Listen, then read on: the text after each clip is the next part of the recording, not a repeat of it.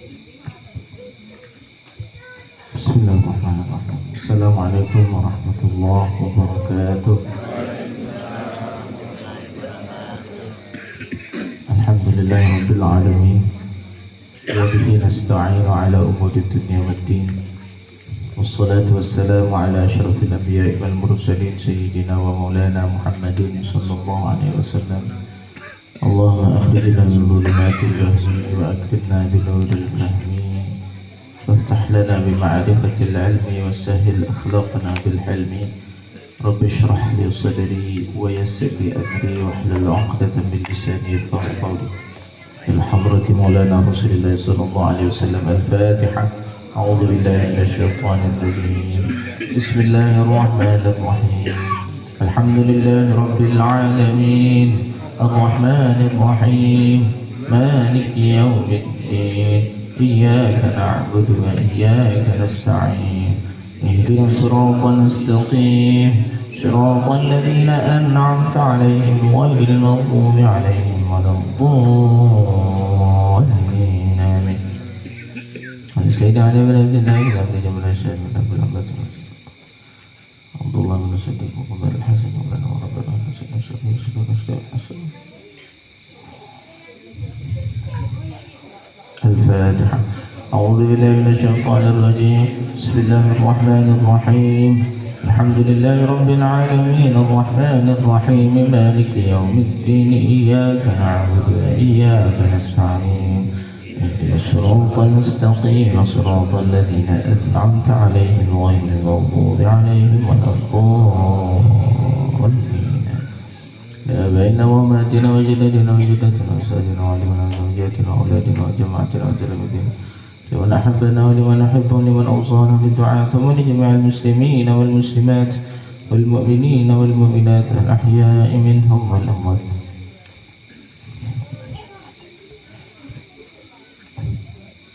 ثم نخص خصوصا لمن حضر في هذا المجلس. الفاتحة. أعوذ بالله من الشيطان الرجيم. بسم الله الرحمن الرحيم. الحمد لله رب العالمين الرحمن الرحيم مالك يوم الدين إياك نعبد وإياك نستعين اهدنا الصراط المستقيم صراط الذين أنعمت عليهم غير المغضوب عليهم ولا الضالين آمين. استغفروا ربكم إنه كان غفارا. أستغفر الله أستغفر الله أستغفر الله telah memberikan anugerah kepada kita yang sangat mengasihi kita, menyayangi kita dan bersabar atas diri kita. Dialah Allah dan pemilik sifat subur. Wa huwa lam ya'jal bil 'uqubah 'ala man 'asah. Dia Allah tidak bersegera untuk mengazab kepada siapapun yang maksiat kepadanya. Dialah Allah yang penyayang, yang dimana Allah Subhanahu wa ta'ala tunjukkan betapa Allah kasih sayang kepada kita, maksiat kita, tapi Allah selalu memberikan kebaikan-kebaikan kepada kita. Dengan bagaimana Allah mencatat amal baik walau hanya sebatas niat, dan Allah Subhanahu wa ta'ala tidak mencatat niat buruk, bahkan sehingga dia melakukan niat buruk tersebut Allah menunda sampai 6 jam waktunya. Ini wujud daripada tanda kasih sayang Allah Subhanahu wa ta'ala kepada kita. Tidak ada satupun yang lebih menyayangi kita selain dari cintanya Allah kepada makhluknya, selain dari cintanya Allah kepada hamba-hambanya. Mudah-mudahan kita yang hadir dan yang belum hadir bisa merasakan bagaimana cintanya Allah kepada kita, bagaimana rindunya Allah kepada kita, dan kita membalas cintanya dengan cinta. Amin amin ya rabbal alamin. Alhamdulillah, insya Allah malam ini ya belum malam Ramadan ya. Ada senang tapi tidak jadi. Insya Allah malam besok. Kalau menurut kami setuju yang kayak gini, Pak. Ngapa besok habis maghrib itulah siap-siap nak terawih. Ini habis maghrib terawih enggak, seleranya hilang, Pak. Terawih enggak terawih, ada kapan ini nunggu beritanya berita ya. Nah, tapi besok ini dah habis maghrib tuh sudah siap-siap hati ya. Habis maghrib kita mandi menjelang sholat terawih. Ada sisi semangat baru dalam jiwa kita ya. Apalagi kalau nanti lebaran, kalau lebaran ya udah. Kalau mintanya besok, kalau bisa besoknya itu kalau lebaran ya. Jadi mudah-mudahan kita disampaikan di bulan Ramadan yang akan datang. Nah, kita tidak tahu ajal kita, siapa tahu ajal kita sampai besok tidak ketemu Ramadan ya.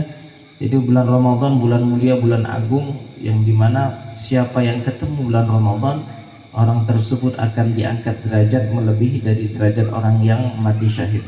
Ya, ada satu hadis dari Nabi SAW. Ada seorang sahabat, dua sahabat yang begitu akrab dekat. Lalu salah satu dari sahabatnya ada yang meninggal di medan perang. Sama-sama perang tapi satunya meninggal, satunya hidup. Lalu yang hidup ini bermimpi. Ya, setelah beberapa tahun melewati mimpi melihat temannya yang tadi mati syahid dan melihat makom dirinya di surga terlihat lebih tinggi makomnya, sehingga beliau mempertanyakan, teman saya mati di medan perang, saya belum mati-matinya, akan tetapi umur agak panjang lagi. Sehingga dari mimpi ini membuatnya gelisah sehingga harus bertanya kepada Rasulullah SAW. Akhirnya beliau memberanikan diri untuk bertanya kepada Rasulullah, ya Rasulullah SAW, saya bermimpi begini ya Rasulullah. Saya melihat temanku berada di makom yang tidak lebih tinggi dari makomku, padahal temanku sudah mati dalam keadaan berperang di jalanmu ya Rasulullah, berperang di jalan Allah Subhanahu wa ta'ala. Lalu Rasulullah bertanya, setelah kematian temanmu engkau bertemu berapa kali Ramadan? Setelah kematian temanmu engkau berapa kali ketemu bulan Ramadan? Apa artinya? Artinya bertemunya kita dengan beberapa tahun ya, beberapa bulan Ramadan menjadikan makom seseorang itu menjadi naik derajatnya. Jadi kita yakin itu nggak sampai puluhan kali, paling sekali, dua kali, tiga kali Pak. Kenapa? Karena Rasulullah sendiri itu ketemu Ramadan hanya 9 kali. Rasulullah itu sendiri bertemu dengan Ramadan 9 kali puasa Ramadan, karena bulan Ramadan ini diturunkan di tahun 2 Hijriyah dan beliau wafat tahun 10 Hijriyah. Hanya 9 kali beliau ketemu. Artinya sahabatnya tidak sampai 9 kali gitu ya, melebihi dari sahabat yang tadi. Artinya apa? Kita sudah berapa kali kita ketemu Ramadan? Kalau dihitung puluhan kali gitu nih, alhamdulillah. Sehingga suatu kemuliaan.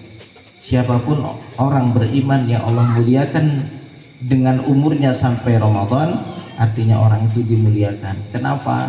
Disampaikan kepada bulan yang mulia. Allah buka sebesar-besarnya pintu rahmat kepadanya, sampai-sampai begini, saking besarnya pintu ampunan kok sampai nggak dapat.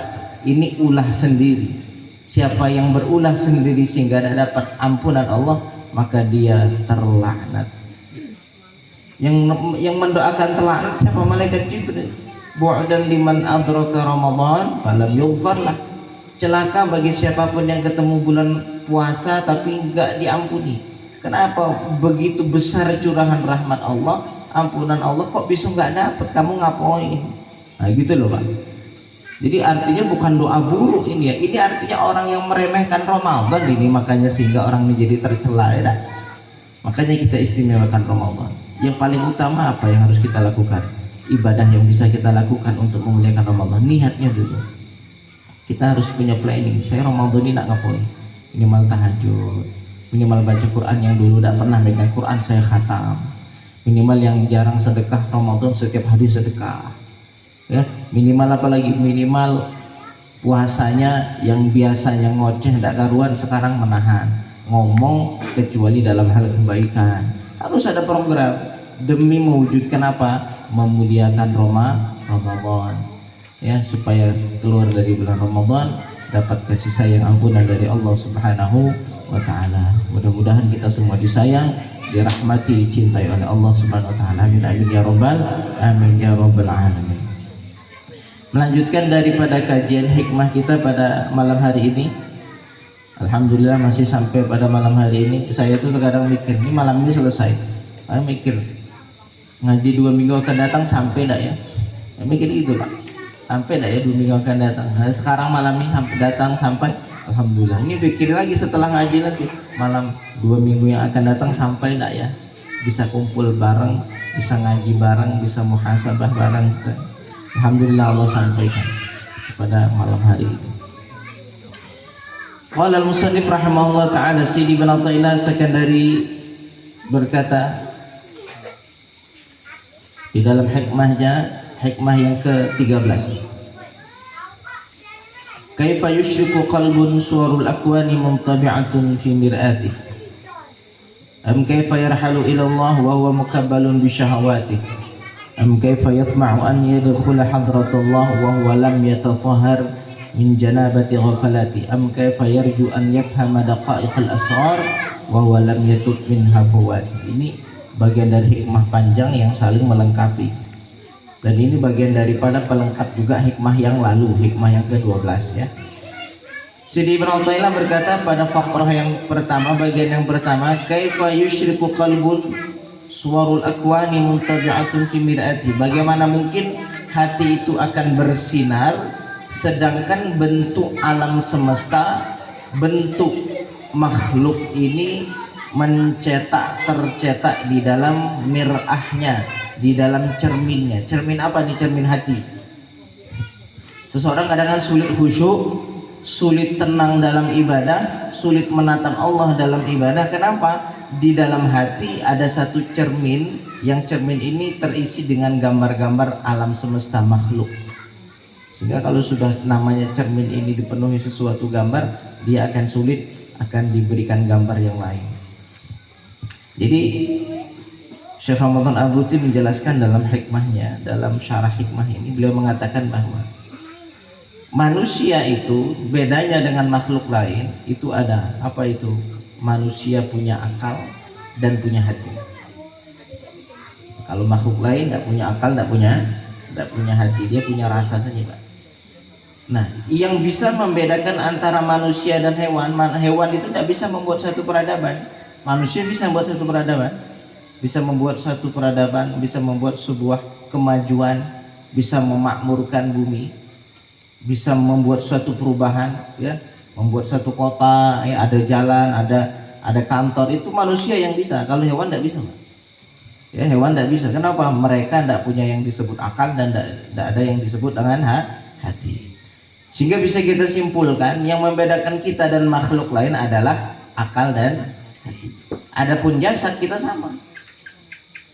Jasad sama kita dengan makhluk lain, dengan kucing lah, dengan ayam sama, kita punya jasad ini. Sehingga orang yang hanya peduli dengan jasadnya tapi tidak peduli dengan akalnya dan hatinya itu sama dengan apa?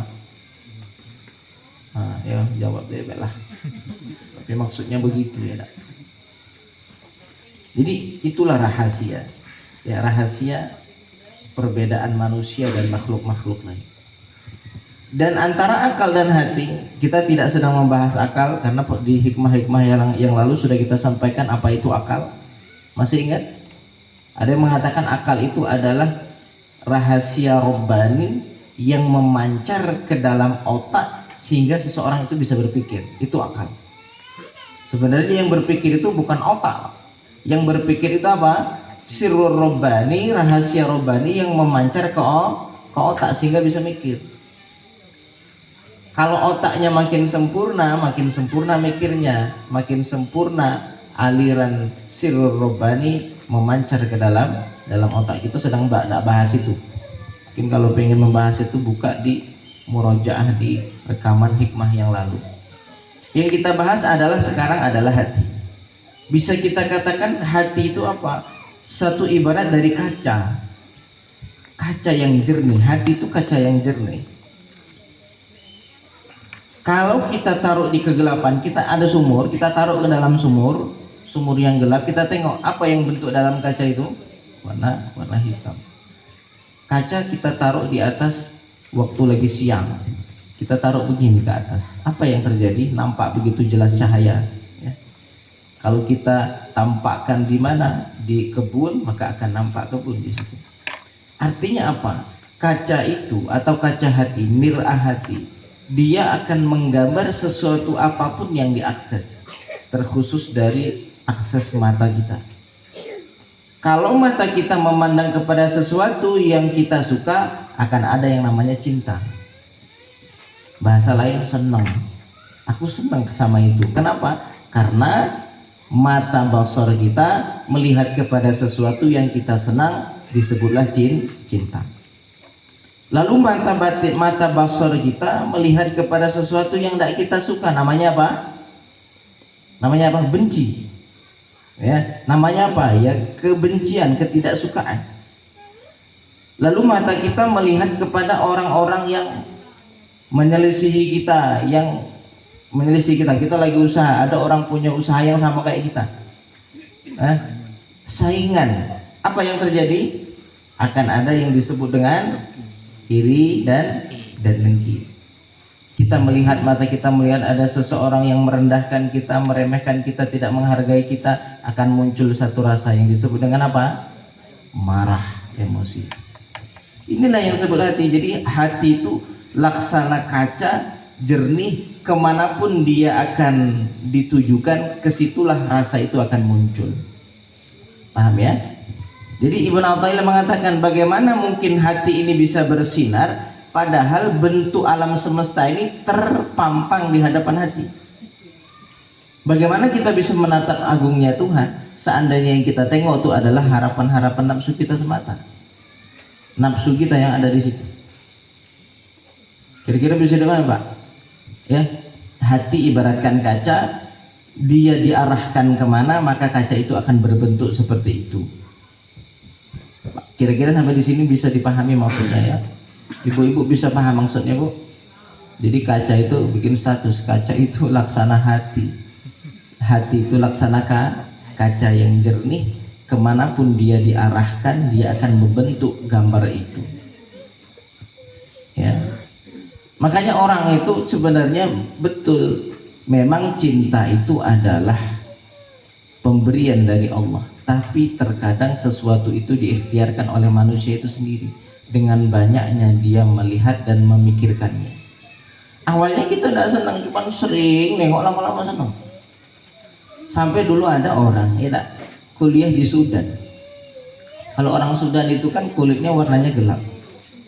Ya mungkin orang layaknya orang Indonesia itu ya kalau melihat orang sana nggak begitu seret. Sehingga ketika sampai sana, dulu saya pertama kali datang, saya tengok orang-orang sini jelek-jelek. Sekarang lama-kelamaan kok jadi cantik ya? Paham? Apa masalahnya? Orangnya tidak berubah.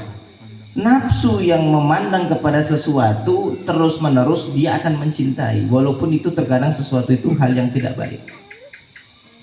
Maka itu apa yang disebut dengan apa? Dengan bagaimana mungkin hati itu akan memancar kalau bentuk alam semesta itu terpampang di dalam cermin hati. Jadi bisa kita simpulkan bahwa hati itu adalah cermin. Ya, cermin. Kenapa begitu pentingnya kita itu menjaga cerminan hati ini, Pak? Kenapa? Karena bisa kita simpulkan seseorang itu mengambil keputusan, ini sudah melalui survei. Berapa survei yang telah dihasilkan? Orang itu mengambil keputusan dengan perasaan itu 70%, dengan hati itu 70%, dengan akal cuma 30%. Itu dari dulu sampai sekarang. Orang ngomong A, ngomong B itu tuh lewat perasaan 70%, sisanya 30% sedikit sekali. Kira-kira bisa dipahami? Kenapa? Karena kalau orang mengambil keputusan dengan akal yang dibarengi ilmu, mesti yang akan terjadi hal yang baik. Sayangnya kita tahu bahwa kadang ini hal buruk, tapi terkadang perasaan mengatakan baik itu tetap baik, gitu dah. Terkadang bahkan selebihnya, sebaliknya, akal mengatakan itu adalah hal baik, tapi perasaan mengatakan buruk, ya jadi buruk juga. Disebabkan apa? Disebabkan hati. Makanya dalam satu hadis itu Nabi SAW menyampaikan satu hadis yang istimewa bagi kami. Sesungguhnya di dalam jasad ini ada mudghah segumpal darah, apabila dia baik semuanya baik, apabila dia buruk semuanya buruk. Ala wahiya al-qalb. Apa itu hati? Kenapa? Kalau hatinya baik, maka pilihannya baik. Kalau hatinya buruk, sepinter apapun mesti pilihannya buruk. Sepinter apapun kalau hatinya kotor, mesti perilakunya ya kotor. Walaupun nak hafal 1000 kitab, walaupun nak profesor, kalau hatinya kotor, ya tetap kotor. Inilah yang sering disampaikan oleh guru-guru kami, masyayikh kami. Sekarang ini orang yang dicari itu gelar, bukan lagi ilmu nomor 2, bukan lagi nak perkara masalah tazkiyah, masalah bagaimana hati ditarbiyah, hati disucikan, dibersihkan. Yang pertama gelar dulu, belum nyampe ke ilmunya nih Pak. Kalau sudah diistimewakan ilmu ya luar biasa. Akan tetapi jangankan ilmu, gelar saja tujuan. Nah, ilmu, orang pinter kalau hatinya kotor tetaplah perilakunya kotor.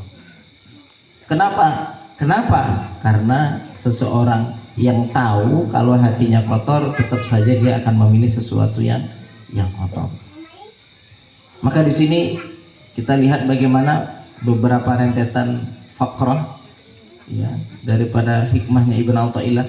Bagaimana mungkin hati bisa bersinar seandainya bentuk alam semesta ini tertancap di dalam mir'ah, di dalam cermin hati. Lalu pertanyaannya, bagaimana seseorang bisa menghilangkan cerminan hati yang kotor itu? Bagaimana caranya Pak? Ibn Athaillah membuat satu obat di fakrah yang kedua. Am kaifa yarhalu ilallah wa huwa mukabbalun bisyahwati, ataukah bagaimana seseorang bisa berangkat kepada Allah walhal dia sedang terikat dengan syahwatnya. Ternyata masalah orang ini satu, kenapa hatinya tergambar alam semesta, keinginan. Salah satu masalahnya adalah dosa, syahwat, maksiat. Orang makin banyak syahwat maksiatnya, akan makin banyak sesuatu itu akan menjadi kotoran dalam hati. Makin banyak keinginannya, akan makin banyak kotoran hatinya. Makin banyak syahwat yang diikuti, akan makin menjadikan dia sulit berpikir dengan berpikir yang jernih Pak. Dulu kita nggak mikir itu, setelah kita tengok jadi berpikir. Dulu kita nggak pengen itu, setelah syahwat kita tertuju ke situ, kita setelahnya akan menjadi seseorang yang diperbudak, ya, seseorang yang diperbudak. Jadi masalah kita apa? Dosa, syahwat yang kita ikuti, itu yang membuat hati sulit khusyuk dalam ibadah. Lalu bagaimana caranya? Tinggalkan maksiat. Kami ini punya banyak maksiat, kami ini pendosa. Bagaimana caranya? Bagaimana hati ini caranya bisa bersih, sedangkan kami setiap hari maksiat? Ya betul, niat maksiat kok. Setiap detik kita dimaksiat kepada Allah. Bagaimana caranya? Syekh Ramadan Al-Buti mengatakan, orang-orang lemah seperti kita ini bisa jadi orang maksum. Karena kelasnya maksumnya Nabi beda dengan maksumnya awam kayak kita nih Pak. Kalau maksum, tahu maksum? Bukan Pak Maksum ya. Maksum ini artinya orang yang terjaga. Dari apa? Dari maksiat. Kalau terjaganya maksiatnya para nabi itu memang betul tidak melakukan dosa-dosanya Pak. Kalau maksumnya kita bagaimana? Maksumnya kita itu mentok-mentoknya satu, saat kita jatuh ke dalam dosa, cepat kita kembali kepada Allah karena sadar betul dosa itu adalah suatu hal yang dapat menghijab dirinya dari Tuhan. Dia sudah berusaha, ini penyebab saya ini jatuh dalam maksiat, dia jauhkan sejauh-jauhnya. Kok besok kepleset? Maka dia berusaha menjauh dan taubat. Oh, besok berusaha lagi, jatuh lagi, taubat lagi. Besok berusaha lagi, jatuh lagi, taubat lagi. Terus menerus begitu berulang-ulang. Itulah mentoknya maksumnya orang lemah seperti kita nih Pak. Karena kalau kita tanya bahwa siapa kita yang bisa meninggalkan maksiat? Oke, maksiat zahir kita tinggalkan, tidak lagi mencuri, tidak lagi berzina, tidak lagi berbohong. Tapi maksiat batin, maksiat lalai, ya, maksiat pikiran, maksiat prasangka, siapa yang bisa terhindar dari itu? Orang sudah diem gitu, lisannya sudah diem, matanya sudah diem, telinganya, pikirannya nggak bisa diem, betul lah. Kadang sulit kita jangkau. Wis udah usah mikir begitu, dia datang Pak lintas. Kadang hal itu hal buruk datang. Siapa dari kita yang bisa maksum, melainkan maksum yang telah disebutkan di dalam Al-Qur'an, inna ibadi laisa laka alaihim sultan. Allah mengatakan kepada iblis, yang iblis katanya mau menggoda manusia, kata Allah, hambaku engkau tidak punya kemampuan kepada mereka. Siapa yang tidak mampu iblis menggapai hamba-hamba itu? Yaitu orang yang bersifat dengan ubudiyah. Dia merasa lemah saat ketika jatuh dalam dosa, dia terus kembali ke Allah. Yang tadi awalnya bikin setan itu seneng, oh orang ini maksiat seneng, oh besoknya dia taubat, setan yang menangis Pak. Hari ini dia sukses menggelincirkan orang, tapi besok orang itu bertaubat, setannya nangis. Kenapa? Gagal dalam menggelincirkan Bani Adam, terus berulang sampai mati. Sehingga niat iblis adalah menjerumuskan manusia ini supaya nanti berada di dalam neraka kekal bersama mereka. Tapi justru yang terjadi di akhir hayatnya orang ini dapat ampunan. Oleh sebab apa? Dia memiliki sifat ubudiyah. Jatuh maksiat, nyesel, taubat lagi. Jatuh lagi maksiat, taubat lagi. Jatuh lagi maksiat, taubat lagi. Bahkan ada orang yang amalannya taubat, dia tidak punya amalan lain. Dari mulai hidup itu maksiat taubat, maksiat tuh sampai mati. Dihitung ternyata amalan taubatnya lebih banyak dari maksiatnya. Orang kan berpikir kalau namanya ibadah tuh tahajud, sedekah, puasa, udahlah. Dia nggak sadar ternyata taubat itu ibadah. Innallaha yuhibbut tawwabin. Allah senang orang yang banyak taubat, sama kayak innallaha yuhibbus sabirin, yuhibbul muhsinin, senang orang yang sabar, senang orang yang berperilaku baik. Ingat, Allah juga senang orang yang bertaubat. Maka taubatnya kita, terjaganya kita apa? Yaitu saat jatuh ke dalam maksiat cepat ingat-ingat kembali kepada Allah. Ya, cepat kembali kepada Allah Subhanahu wa taala. Inilah yang membuat syaitan itu akan menangis.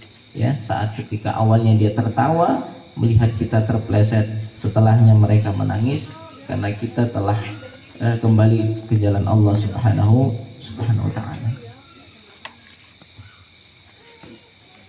Am kaifa yatma'u an yadkhula hadratullah wa huwa lam yatatahhar min janabati ghafalati. Lalu faqrah yang ketiga juga Sayyidi Ibn Athaillah membuat satu ilaj, suatu obat. Apa masalah hati ini kok bisa terpampang gambar alam semesta ini Pak?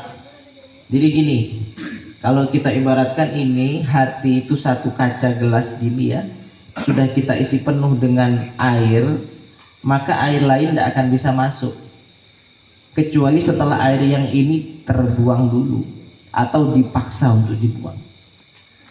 Jadi ibaratkan hati semacam satu wadah yang sudah terisi penuh. Kalau yang terisi adalah syahwat, maka bagaimana cinta Allah akan masuk ke dalamnya? Bisa dipahami ya. Ini ada susu, maka ya sudah penuh jadi air susu. Bagaimana caranya? Mau tidak mau harus kita buang. Walaupun tidak secara utuh harus kita buang. Dengan cara apa? Mengisinya dengan sesuatu hal yang baru. Segitu saja inti dari hikmah ini. Intinya hati itu semacam satu wadah yang terisi. Kalau yang terisi syahwat, kalau yang terisi adalah maksiat, maka dia akan sulit mengambil bagian cinta Allah di dalamnya. Makanya masalah kita kalau susah khusyuk, susah hadir hati kita bersama Allah saat sholat, saat sujud, satu masalahnya hati yang masih terpenuhi oleh syahwat. Bagaimana caranya? Taubat. Ya, setelah taubat bagaimana caranya? Apa masalahnya orang sulit taubat? Satu masalahnya ghaflah. Ya, bagaimana seseorang bisa masuk ke dalam hadrahnya Allah sedangkan dia belum bersuci dari junubnya kelalaian. Jadi lalai dari Tuhan itu digambarkan Ibnu Athaillah sebagai kalimat junub. Kita tahu kalau pas seseorang yang lagi junub perasaannya kayak mana? Nyaman nggak orang lagi junub itu Pak? Kapan dia terasa nyaman? Saat sudah bersuci. Nah, orang yang lalai dari Allah itu disebut juga dengan junub. Kenapa? Dia berhadas, hatinya berhadas. Masya Allah, kita selama ini junub terus ya. Ya, kita semua inilah ya nak, banyak junubnya. Kenapa? Banyak lalainya. Nah, bagaimana cara ngingat Allah? Ngingat Allah itu tidak melebihi dari apa, Pak? Tidak melebihi dari seseorang memandang sifat-sifat Tuhan. Kalau ditanya bagaimana caranya supaya kita tidak jadi orang yang lalai, satu-satunya cara apa? Seseorang bisa memandang Allah dengan cara melihat sifat-sifatnya. Bagaimana cara melihat sifat? Melihat ciptaannya. Bagaimana melihat ciptaannya? Seseorang yang memandang sesuatu, dia tidak memandang sesuatu kecuali dia memandang siapa yang menciptakan sesuatu. Caranya cuma begitu, Pak. Gini ya, orang misal dapat satu kenikmatan ya, tidak?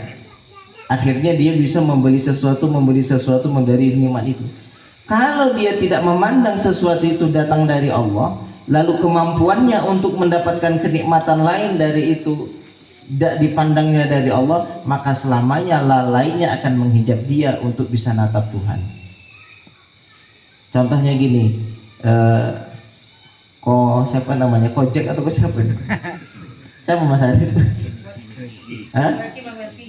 Melki. Muhammad belah ya. Maka Muhammad selalu ngirim hadiah ke saya. Tapi lewat siapa? Lewat Pak Bakri. Setiap kali datang dari Pak Bakri ke saya selalu ngingat Pak Bakri. Tidak pernah saya ingat dari mana Pak Bakri ini datang, kepada siapa Pak Bakri disampaikan hadiah yang telah diberikan kepada Al-Faqir. Kalau yang saya ingat Pak Bakri terus, selamanya saya akan terhijab, tidak akan bisa memandang beliau selamanya, sampai mati Pak. Itu ghaflah junub kita itu di situ sebenarnya. Pas kita melihat sesuatu datang kepada kita, yang kita lihat bukan dari mana ini datang, tapi lewat mana ini datang. Selalu begitu. Orang bisa rinduan sama orang tuanya, ngapa? Karena melihat kebaikan orang tua. Tapi kok susah cinta kepada Tuhan? Senyata-nyatanya orang itu harusnya bisa cinta kepada Tuhan. Betul lah. Mudah ada orang jatuh cinta dengan siapa, kepada siapa dia datang kebaikan, bisa dapat? Gampang kan? Orang tiap hari tetangga kita ngasih hadiah ke kita ya. Setiap hari senyum sama kita, setiap hari nawarin kita, gimana kabarnya? Ada yang bisa saya bantu? Setiap kali hari ngasih hadiah, setiap hari bawa makanan begitu. Mesti kita ingat. Dengan ingat inilah yang menjadikan kita lantas mencintainya. Nah, seseorang yang sulit menatap Allah melalui ciptaannya, ciptaan ini banyak ya, rezeki ciptaannya, kebaikan yang datang melalui orang lain itu ciptaannya, apalagi iman ciptaannya, bahkan yang kita lihat langit bumi ini ciptaannya. Kalau dia tidak memandang itu dari Allah, selamanya dia akan berada dalam junub kelalaian. Kalau sudah berada dalam junub kelalaian, yang ketengok ya orang tadi itu sebanyak itu tadi Pak. Oh, dia baik sama saya, oh dia menyakiti saya, oh dia ngasih saya, oh dia menghina saya, oh ini hujan karena wajar panas, oh wajar dia miskin, dia tidak pernah berpikir untuk, oh wajar dia kaya karena pekerja keras. Selalu begitu pikirannya. Dia akan terhijab selamanya sampai mati, tidak akan bisa menatap Allah. Maka cara satu-satunya orang berzikir kepada Allah itu menghilangkan junub kelalaian adalah dengan cara apa? Tak lain tak bukan memandang sifat-sifat Allah. Semua yang datang ini adalah dari Allah Subhanahu wa ta'ala. Itu yang selalu ditarbiyah, selalu yang diajarkan oleh guru-guru kami ya. Kata saya Yusri itu, kalau orang awam itu biasanya sulit memisahkan antara sebab dan musabbibat, antara hasil dan perantara, itu sulit dipisahkan. Ini sembuh, ini obat, susah dipisahkan antara sembuh sama obat nih Pak. Pokoknya kalau sudah ini obat, ini sembuh, itu sulit dipisah, seolah-olah itu terikat, rekat. Pokoknya ini sembuh dia karena minum obat ini. Untung kalau tadi minum obat, kalau tidak tuh kalau mati. Ya.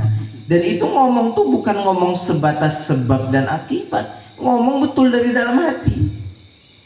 Dan itu yang sangat sulit untuk dilepaskan dari orang awam, dan itulah yang membuat manusia itu terhijab dari Tuhan. Sebanyak apa kenikmatan Tuhan datang, tapi dia tidak akan melihat Allah di situ. Yang dilihat adalah ini usahanya, oh itu kebaikan si fulan, itu kebaikan si fulan. Dia tidak memandang Allah Subhanahu wa taala di dalamnya. Maka seseorang melihat Allah itu tak lain tak bukan kecuali begitu, Pak. Itulah yang disebut maqam wahdatus syuhud itu. Dia tidak melihat apapun yang terjadi kecuali itu adalah bagian daripada ciptaan Allah. Kalau di dalam hadis qudsi, ini hadis masyhur, bagaimana ikhtiar kita untuk bisa menggapai itu, untuk bisa menggapai Allah itu akan memampukan kita selalu menatapnya. Dalam hadis qudsi itu? Allah Subhanahu wa taala berfirman dalam hadis qudsi, hadisnya panjang ya, dalam Arba'in Nawawi. Ya, wa man taqarraba ilayya bin nawafil. Apa hadisnya itu, ada yang hafal? Pangkalnya itu. Man taqarraba ilayya dira'an taqarrabtu ilaihi ba'an, wa man taqarraba ilayya ba'an taqarrabtu ilaihi. Apa? Ada yang hafal?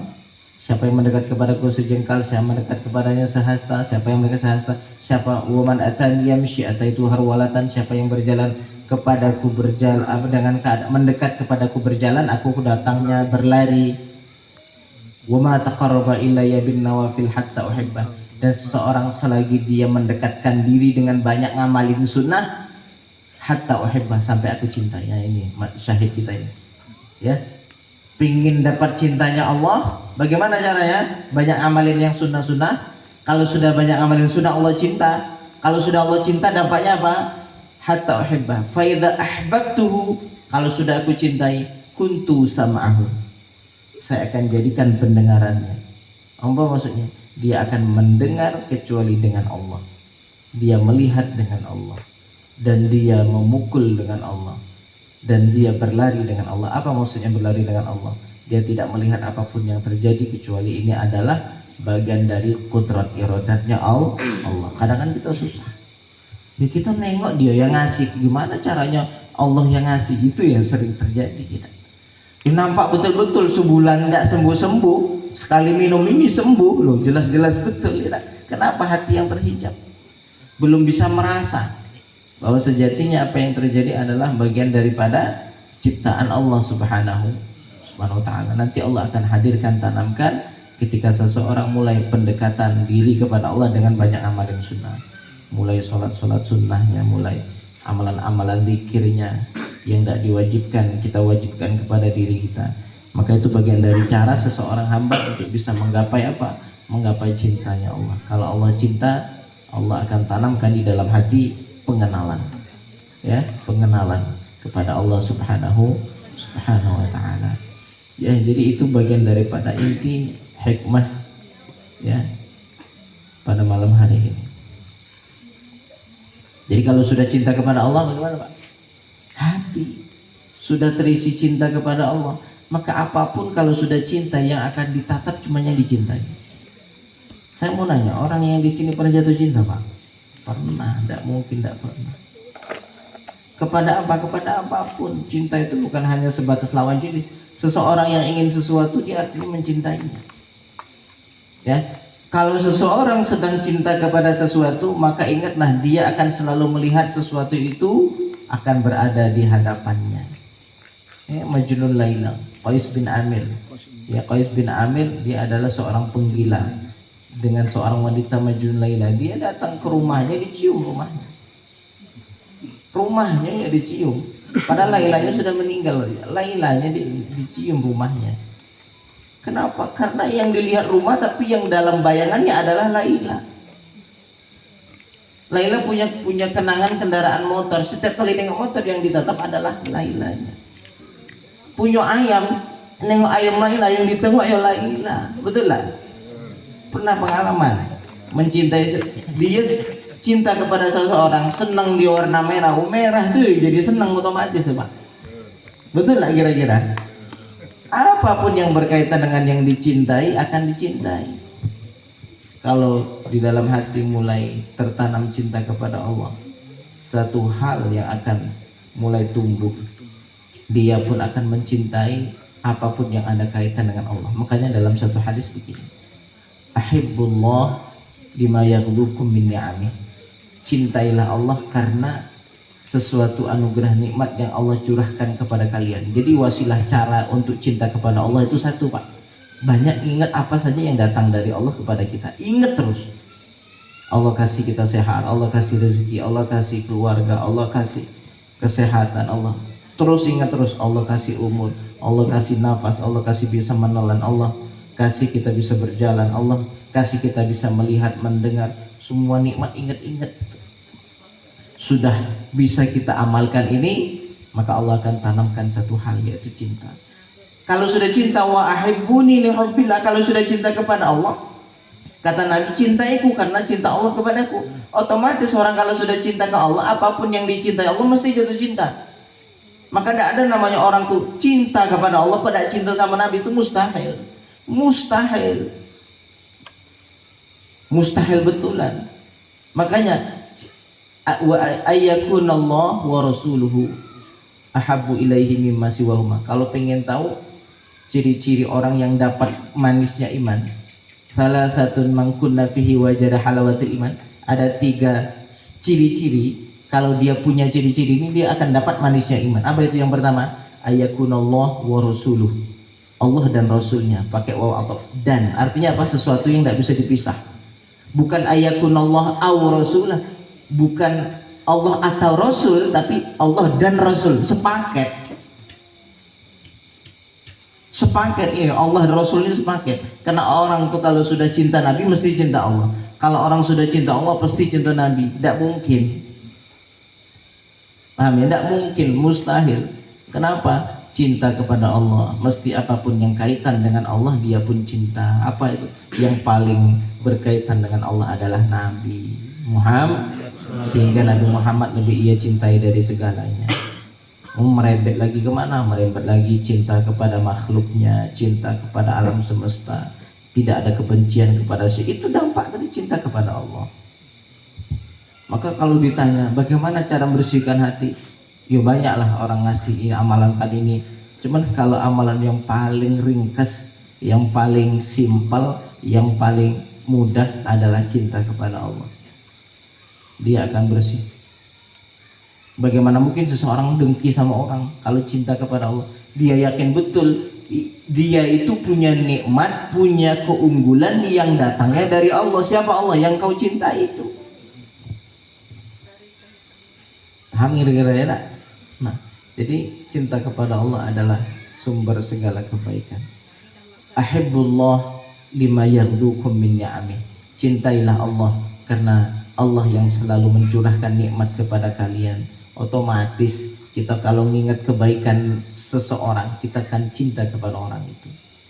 Kok kita tidak bisa merindukan Allah? Satu, tidak pernah ingat kebaikan Allah. Padahal setiap detik, setiap saat curahan nikmat Allah selalu datang kepada kita. Kita yang tidak sadar, Pak. Sama kayak lampu ini.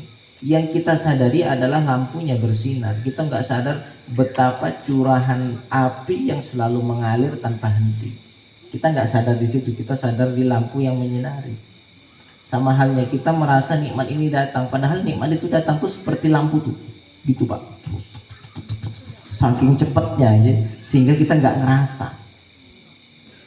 Paham ya? Saking cepatnya nikmat Allah itu datang kepada kita, kita nggak merasa. Seolah-olah kita berdiri dengan sendiri, seolah-olah kita tak butuh kepada siapapun.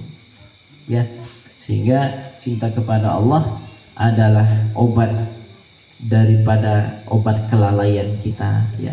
Dengan banyak mengingat kebaikan Allah, banyak mengingat nikmat Allah, maka akan tumbuh di dalam hati kita, terpancar di dalam hati kita cinta. Kalau sudah cinta di dalam hati kepada Allah, maka apapun yang kita lihat akan selalu mengingatkan kepadanya. Ingat, apapun kalau orang sudah cinta kepada Allah, dari sebesar apa cinta itu mendiam diri dalam hatinya, akan sesering itu dia akan menatap Allah dalam segala kejadian dan dalam segala ciptaan-ciptaannya. Ya Allah Ta'ala a'la wa a'lam bishawab. Alhamdulillahirabbil alamin.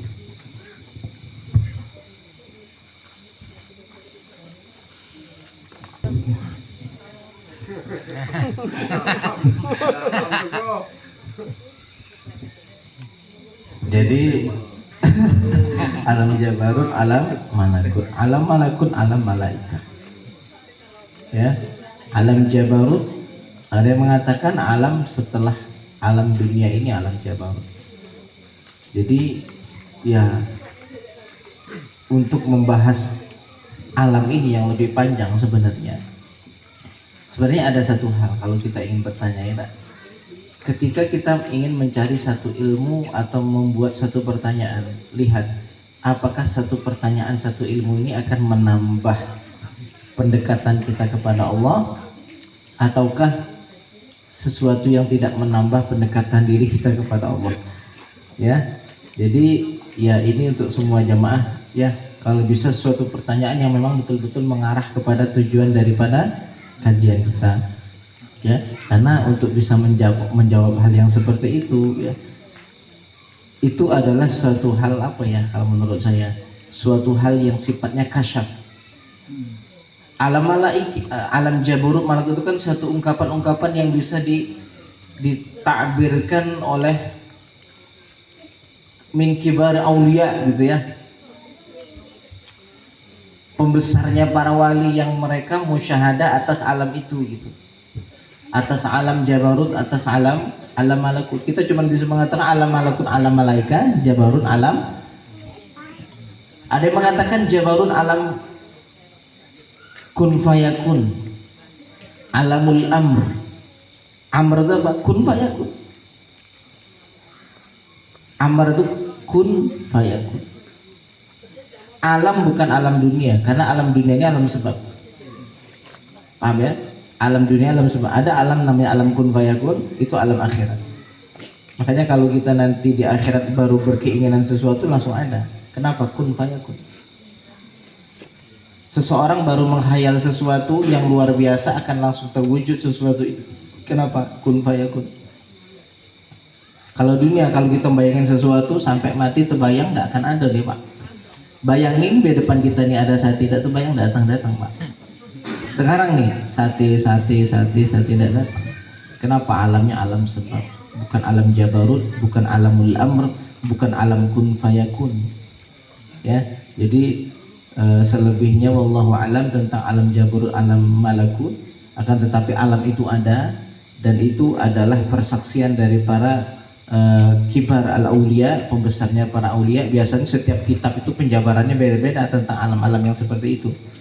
Ada versi ulama ini mengatakan begini, ada versi wali ini, dan biasanya bukan ulama yang menjabarkan yang begitu-begitu Pak. Ya, misalnya wali ini menjabarkan alam malakutnya seperti ini, nanti kita mendengar definisi dari wali yang lain beda lagi, sama kayak wali gitulah kurang lebih lah pertanyaan yang dulu itu yang buat kita melek itu. Pertanyaan wali badal itu kan sebuah istilah ya yang didefinisikan oleh wali itu sendiri. Oh, saya menyaksikan wali itu begini. Ada yang mengatakan lain lagi. Ya. Sampai sekarang ini kan setelah meninggalnya Rasulullah, wali kutub itu nyata di dalam kepemimpinan. Makanya wali kutub setelah meninggalnya Nabi langsung diambil alih oleh Sayyidina Abu Bakar. Nyata. Setelah itu diambil lagi sama siapa? Sayyidina Umar. Setelah itu Utsman. Setelah itu Ali. Setelahnya siapa? Sayyidina Hasan. 6 bulan. Selebihnya apa? Masdur. Satu pun tidak ada yang tahu siapa wali kutub. Ya, tidak ada yang tahu. Ya, ada yang tahu hanya dalam kelompok-kelompok tersembunyi ataupun hanya kelompok-kelompok terkhusus. Jadi alam seperti itu adalah sesuatu alam yang mendefinisikan adalah mereka para kibaril aulia yang membuat istilah itu sendiri. Jadi kalau kita bertanya apakah alam itu ada, alam itu ada. Alam malakut, alam jabarut itu adalah suatu hal yang mungkin kalau dalam istilah ilmu tauhid kita kategorikan sebagai sima, ya, samai. Sebagai kan dalam ilmu akidah itu ada uluhiyat, rububiyat, ilahiyat, nubuat, sam'iyat. Ya, kalau ilahiyat ceritanya tentang sifat Tuhan, nubuat tentang sifat Tuhan, sam'iyat itu cerita tentang apa? hal-hal yang kita dengar kita percaya. Itu tidak semendalam itu untuk bisa mendeteksi. Contoh surga, contoh apalagi alam kubur. Kita cuma tahu sebatas apa yang datang, selebihnya tidak bisa menjabarkan apapun. Tidak bisa kita menjabarkan melebihi dari apa yang kita dengar tentang neraka, betul lah Pak? Bisa kita membayangkan lalu menceritakan hal yang berbeda dari alam neraka? Tidak bisa. Melainkan sesuatu apa yang sudah dituliskan dan diceritakan oleh Nabi Muhammad. Sama halnya alam malakut, alam jabarut, itu alam yang di luar prediksi manusia. Artinya apa? Alam itu adalah bagian dari sesuatu yang kita dengar lalu kita percayai. Adapun mendefinisikan, adapun menggambarkan itu suatu hal yang menurut kami belum butuh untuk kita sampaikan. Ya, belum butuh untuk kita sampaikan. Kenapa? Karena yang menyampaikan juga tidak tahu. Ya, yang menyampaikan juga tidak tahu apa itu hakikat alam jabarut, di manakah alam itu, alam malakut, di manakah itu gitu ya. Allahu a'lam bishawab.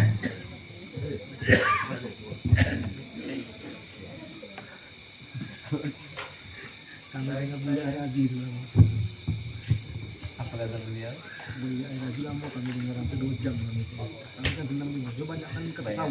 Ya, ini kepada Pak Daeng Aziz, kami persilakan. Memang ada jatah kan? Assalamualaikum warahmatullahi wabarakatuh. Jadi pertanyaan gini Kak, bahwa sholat mihrabnya orang mukmin ya. Lantas mana yang dikatakan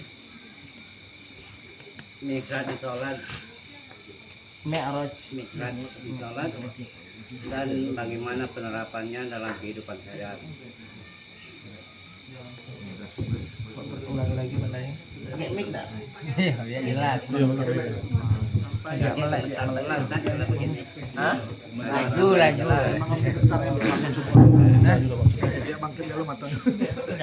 Mana dua?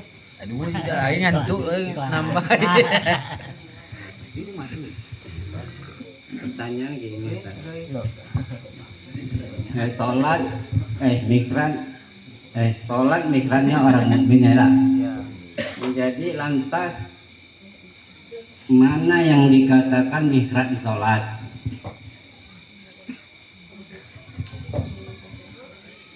Terus bagaimana penerapannya dalam kehidupan sehari-hari?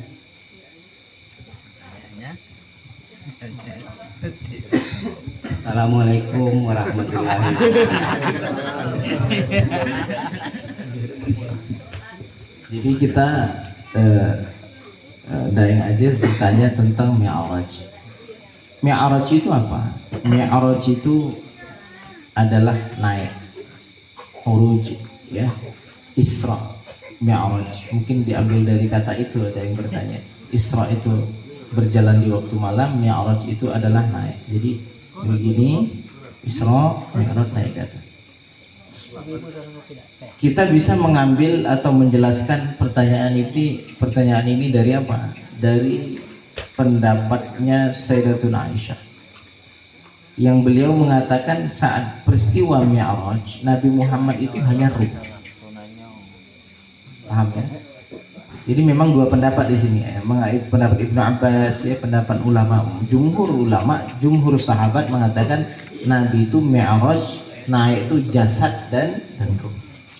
Adapun Sayyidatuna Aisyah mengatakan tidak, Nabi Muhammad Mi'raj ruhnya saja. Ya, ini khilaf di antara kalangan sahabat. Karena mereka yang menyaksikan Nabi, mereka yang melihat Nabi, ada yang melihat dan mendefinisikan begini, ada yang mengatakan begini. Artinya begini, jikalau kita katakan bahwa Nabi Muhammad Mi'raj dengan ruh, seperti yang dikatakan Sayyidatuna Aisyah, ya, ada, maka siapapun akan bisa Mi'raj dengan ruhnya, karena ruh ini adalah satu alam yang Allah ciptakan, satu makhluk yang di luar batas kemampuan manusia untuk mengartikannya. Ruh itu tidak ada akal ini mampu untuk mendefinisikan ruh itu. Sehingga kalau kita ngomong jasad punya keterbatasan, tapi ruh tidak punya keterbatasan. Apa maksudnya? Jasad ada batasnya. Kita melihat ada orang bisa terbang, tapi jasad kita tidak bisa terbang.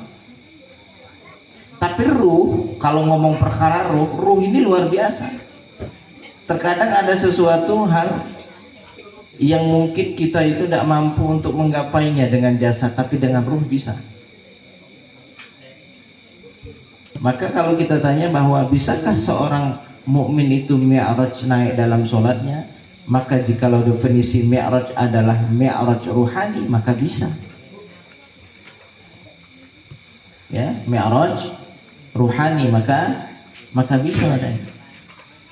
Bagaimana Nabi Muhammad mi'raj? Yang pertama, Nabi Muhammad itu mi'raj, langkah-langkah yang diawali Nabi Muhammad adalah bersihnya hati. Makanya kita tahu bahwa proses penyucian hati Nabi Muhammad itu berapa kali? 4 kali dicuci hati Nabi Muhammad. Di umur 4 tahun, di umur akil baligh, di umur 40, dan di umur 53. Umur 51 setengah. Ketika beliau peristiwa Isra Mi'raj itu dicuci terus sebelum persiapan naik berjumpa Allah. Maka kalau pingin sholatnya Mi'raj, sholatnya ruhnya naik, satu hal yang harus kita perbaiki hati. Kalau pengen sholatnya dulu sholat kita begini, oh saya pengen mi'raj, setiap sholat pengen mi'raj, satu hal yang harus kita perbaiki, hatinya kita sucikan seperti Nabi Muhammad menyucikan hatinya. Lalu apa lagi?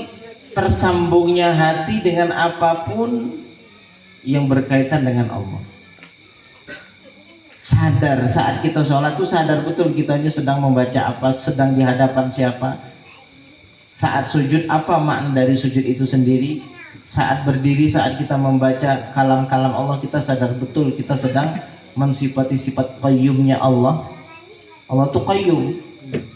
Qayyum itu yang mengatur, yang menjadi protokol atas segala sesuatu, menjadi pengendali atas segala sesuatu. Qayyum, kita berdiri dan kita membaca Al-Quran, mensifati sifat qayyum. Pas sujud kita mensifati sifat penghambaan. Maka memahami dari makna-makna setiap gerakan sholat itu bagian daripada seseorang untuk bisa mi'raj, naik kepada Allah dengan ruhaninya. Jadi intinya apa? Rasanya di dalam sholat jangan sampai hilang. Karena orang ketika sholat Assalamualaikum, Assalamualaikum, tidak ada sedikit pun getaran di dalam hati, maka seseorang itu tidak mi'raj di dalam sholat. Tidak ada getaran, tahu maksudnya tidak ada getaran. Rasanya sebelum sholat sama setelah sholat sama persis begitu. Tidak ada mi'raj sama sekali. Tidak ada satu kerinduan yang dilampiaskan. Ini bagian dari tanda orang itu tidak mi'raj dalam sholat. Gimana orang kalau lagi cinta lalu melampiaskan perasaan kayak mana? Bagaimana itu? Seorang ibu nih rindu sama anaknya. Tiba-tiba saat ketika ketemu sama anaknya kayak apa rasanya? Seorang anak ketemu ibunya sudah lama, tiba-tiba ketemu. Setelah ketemu puluhan, rasanya kayak mana hati? Ada sisi bahagianya, ada sisi takutnya. Bahagianya kenapa? Bahagia bertemu dengan kekasih. Takutnya apa? Takut berpisah dengan kekasih. Perasaan takut dan cinta ini bercampur setelah sholat. Ada sisi yang tidak sulit untuk diberitahu, ada sisi sulit untuk kita sampaikan, karena ini perihal masalah rasa, ini perihal yang istilahnya abstrak, sulit untuk kita gambarkan tentang hakikatnya. Jadi mi'raj itu adalah suatu naiknya rohani kepada Allah, naiknya rohani menatap Allah, naiknya rohani berjumpa dengan Allah. Bagaimana rasanya orang yang sedang ini? Kami ulangi lagi, orang yang ketemu dengan kekasih bercampur antara senang dan takut. Nah, kalau rasa itu tidak ada, berarti ruh kita di situ-situ lah. Tidak ada peningkatan rohani kita, begitu-begitu saja. Tidak bisa mengikuti langkahnya Nabi Muhammad saat menjemput sholat mi'raj, naik. Karena ruh itu kan sifatnya meninggi kan, ruh itu kan. Ya kita tanyalah ke diri kita semua. Ya saya tanya kepada diri saya sendiri. Dan jamaah semua ya mustami ya tanya ke diri sendiri. Pas sholat, setelah sholat yang dirasakan apa? Adakah bercampur rindu dan cinta, takut menjadi satu? Ya, Apakah sholat gitu-gitu, apalagi besok ini nak taraweh. Jadi masalah 20 rakaat, masalah 8 rakaat. Nah, sekarang yang dipikir apa hikmahnya, apa rasanya hatimu, apa rasa rohanimu saat setelah sholat tarawih. Tanya begitu sebenarnya. Ya, itu jangan fokus kepada apa yang berapa rakaat yang sudah kita lakukan. Oh, saya sudah tarawih malam ini. Iya betul, engkau sudah tarawih jasadmu, rohanimu tarawih enggak? Ini jadi PR kita semua. Sudah mi'rajkah rohani kita saat menghadap Allah? Kalau ditanya mana yang lebih baik, sholat 1000 rakaat tanpa mi'raj sama sholat 1 rakaat dengan hati yang tersambung kepada Allah? Makanya besok kalau sholat tarawih tidak usah sibuk mikirin saya sudah selesai, tapi sekarang kita rubah apa rasa yang ada dalam hatiku setelah sholat.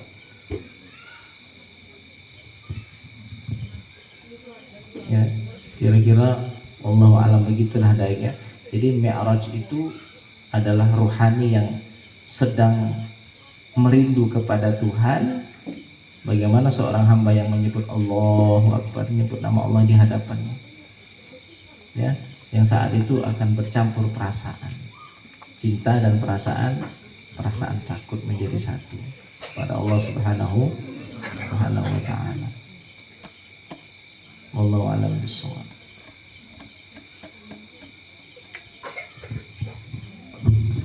Boleh sambung Pak Daeng. Diskusi kan namanya, diskusi boleh. Hah? Jadi solusinya gimana deh?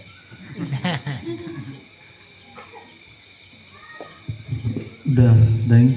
Baik, untuk sesi pertama kita menyisakan satu pertanyaan lagi. Silakan kepada bapak-bapak dan ibu-ibu yang ingin bertanya. Kita akan bersama-sama mendiskusikan pertanyaan itu.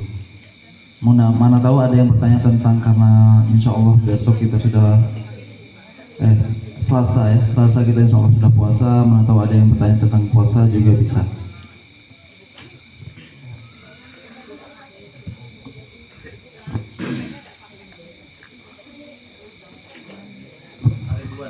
Pak Ridwan, biasanya Pak Ridwan. Iya, karena dekat dengan Pak Ridwan ini memang mesti sekarang udah dijuluk dulu ya.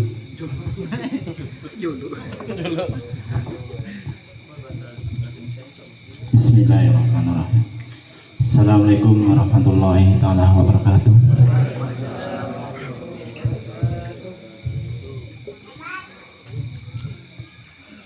Yang mau saya tanyakan Pak Ustadz, ini masalah cinta kepada Allah. Itu salah satunya juhud, ya semata-mata kita cinta kepada Allah. Tetapi bagaimana caranya kita bisa mencintai Allah sepenuhnya, tetapi masih terpikiran untuk memikirkan dunia?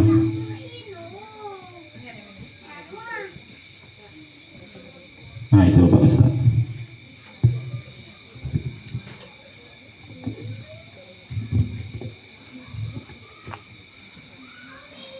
Jadi seseorang yang hatinya mulai terpaut dengan cinta kepada Allah, dia memikirkan apa yang dipikiran orang lain. Maksudnya gini, orang lain berpikir tentang pekerjaan, dia yang berpikir tentang pekerjaan. Cuman bedanya orang ini berpikir bekerja, bagaimana bekerja ini bekerja yang halal, lalu hasilnya setelahnya digunakan sebagai wasilah ibadah. Adapun orang lain dia mikir kerja juga, tapi kerja untuk ngisi perut semata atau untuk bisa memenuhi, membeli sesuatu yang diinginkan.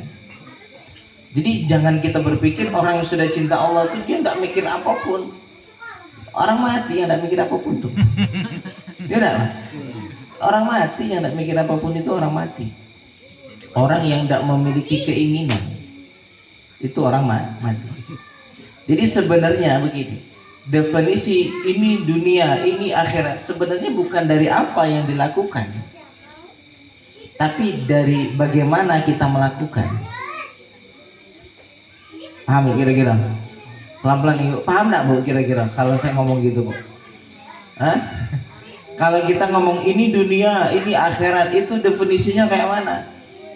Kalau kita mengatakan ini kerja dunia, oh ini ibadah akhirat, belum tentu ada orang ibadah ternyata dunia. Ada orang nampaknya bekerja ternyata akhirat. Jadi jangan sesekali kita berpikir bahwa bagaimana caranya untuk bisa mencintai Allah, dan bagaimana kalau setelah orang itu mencintai Allah tapi masih ada pikiran dunia. Maksudnya apa pikiran dunia itu kan gitu, tanya dulu kan. Oh dia berpikir tentang bekerja, yuk bekerja kan ibadah. Jadi kembali lagi kita sampaikan, bukan apa yang kita lakukan, tapi untuk apa dan bagaimana kita melakukan. Itu definisi akhirat atau dunia itu. Jadi kalau orang lain memikirkan untuk kepentingan nafsunya, kalau orang akhirat berpikir tentang untuk apa dan bagaimana cara dia melakukan. Paham gak kira-kira? Kira-kira paham maksudnya? Jadi ini yang salah kadang orang definisikan Bapak Ibu. Orang selalu mikir kalau kerja itu sifatnya dunia, ya enggak? Ngaji itu akhirat, sujud tuh akhirat.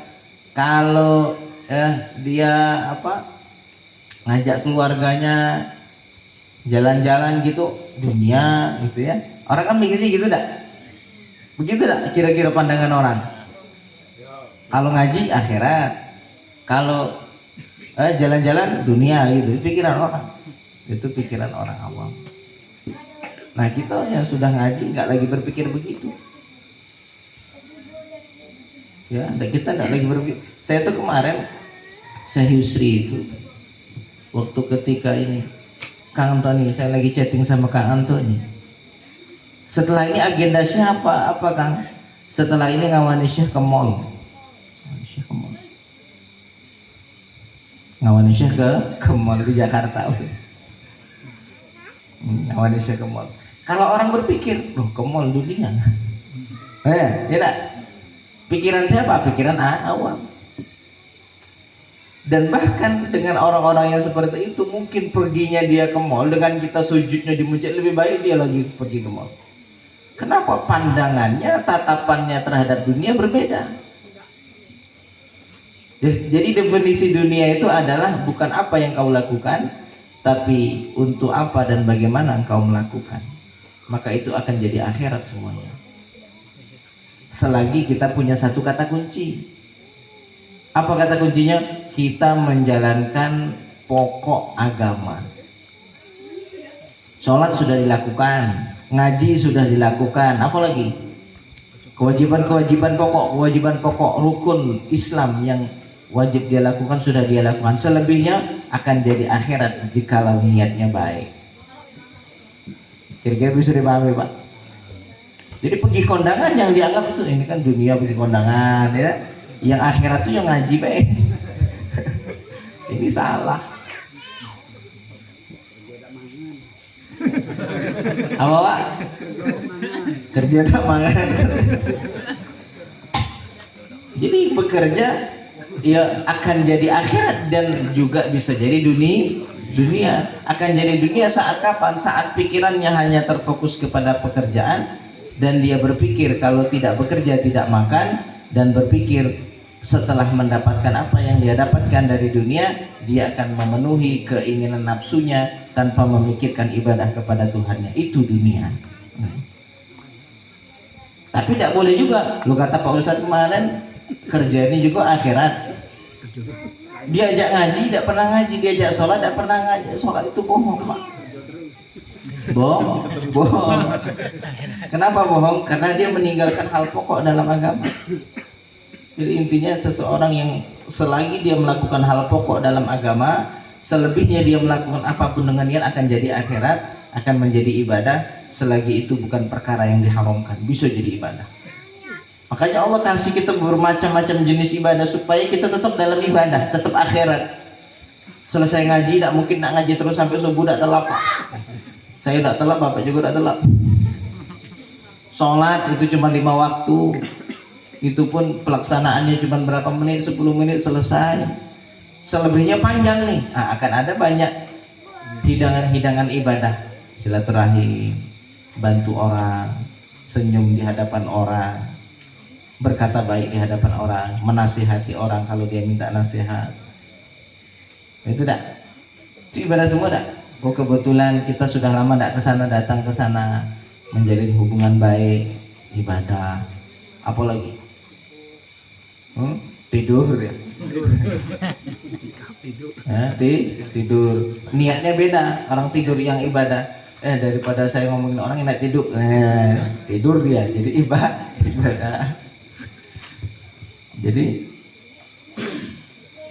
segala sesuatu yang diniatkan dengan niat baik selagi bukan perkara yang haram maka itu jadi akhirat. Ya, ini yang harus kita ubah cara berpikir kita Bapak Ibu. Jangan sesekali kita berpikir bahwa ibadah itu sebatas ngaji, sebatas baca tasbih. Ingat ya, sebatas ngaji, pegang tasbih di atas sajadah. Tidak sebatas itu. Selagi kita terkumpul dalam kalimat menjalankan syariat, selebihnya akan bisa jadi ibadah. Ya.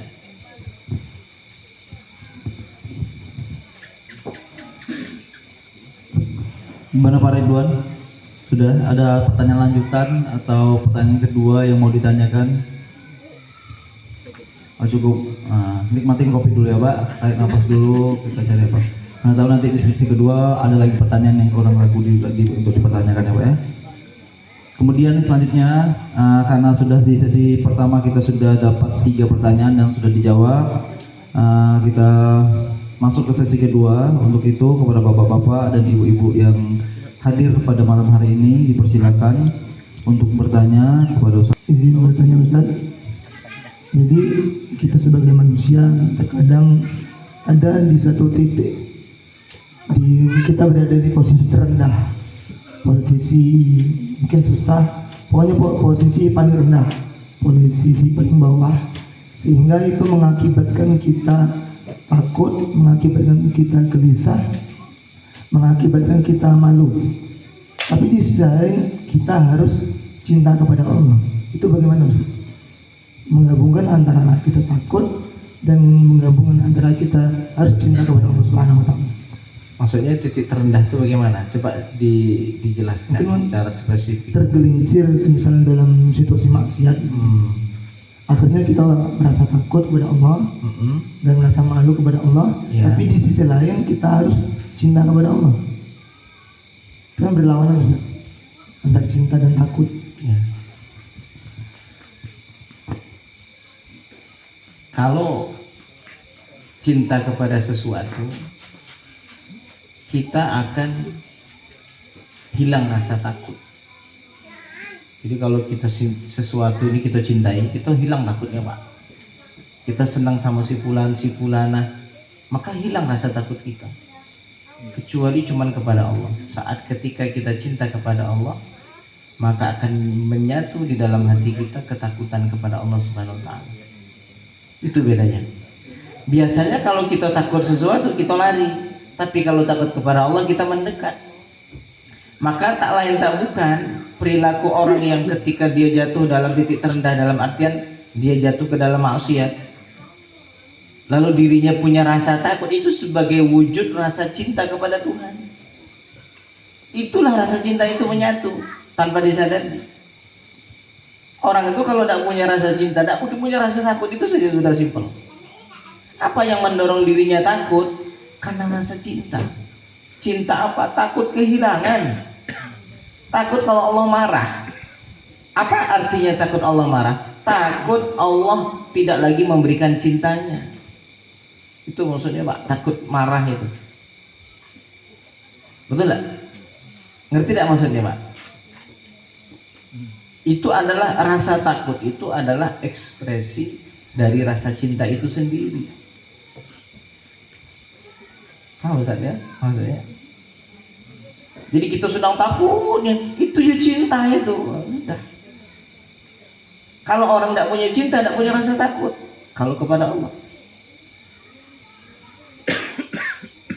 sudah kita bahagia kalau orang punya rasa takut kepada bahagia. Di saat itu juga dia sedang mencintai Allah. Hanya saja dia tidak merasakan itu. Kalaulah Allah tidak mencintainya, maka tidak akanlah orang tersebut akan ditanamkan di dalam hatinya rasa takut kepada Allah. Walaupun seorang pendosa. Saya itu setelah banyak mendengar, banyak membaca kitab-kitab tasawuf itu Pak, yang menjadi hijab, baik itu dalam Al-Quran, yang menjadi hijab manusia itu bukan dosa. Ingat ya. Yang menjadi hisab antara dirinya, menjadi hijab dirinya dan Allah itu adalah istikbar, kesombongan, merendahkan, meremehkan. Cuma itu Pak. Ya, cuman itu. Maksiat itu tidak menghalangi orang dari Tuhan. Yang menjadikan dia terhalang dari Tuhan ketika dirinya sombong atas maksiat kepada Allah, sombong atas batasan syariat Allah. Saat sudah maksiat tidak punya rasa takut, saat maksiat tidak punya rasa bersalah, maka orang kayak gini yang jadi orang terhijab maksiatnya. Ini maksiat habis itu takut, maksiat nangis, maksiat menyesali, setelah maksiat merasa tidak ada lagi pendosa kecuali dirinya. Itu sudah ciri-ciri Allah sayang itu. Kalau sudah ciri-ciri Allah sayang, berarti dia pun sayang kepada Allah. Paham tak kira-kira Pak? Jangan jadi kayak orang Yahudi yang mengaku nahnu abna'ullah wa ahibba'uh, kami anak Allah dan kami kekasih Allah. Itu orang Yahudi. Apa kata Allah? Kalau memang betul kami mencintai, kenapa kami azab mereka? Oh, yang mereka akui ini bodoh. Kenapa? Kalau memang betul kami mencintainya, kenapa kami mengazabnya? Allah membalas ya pengakuan-pengakuan orang Yahudi yang ngaku dirinya adalah kekasih Allah.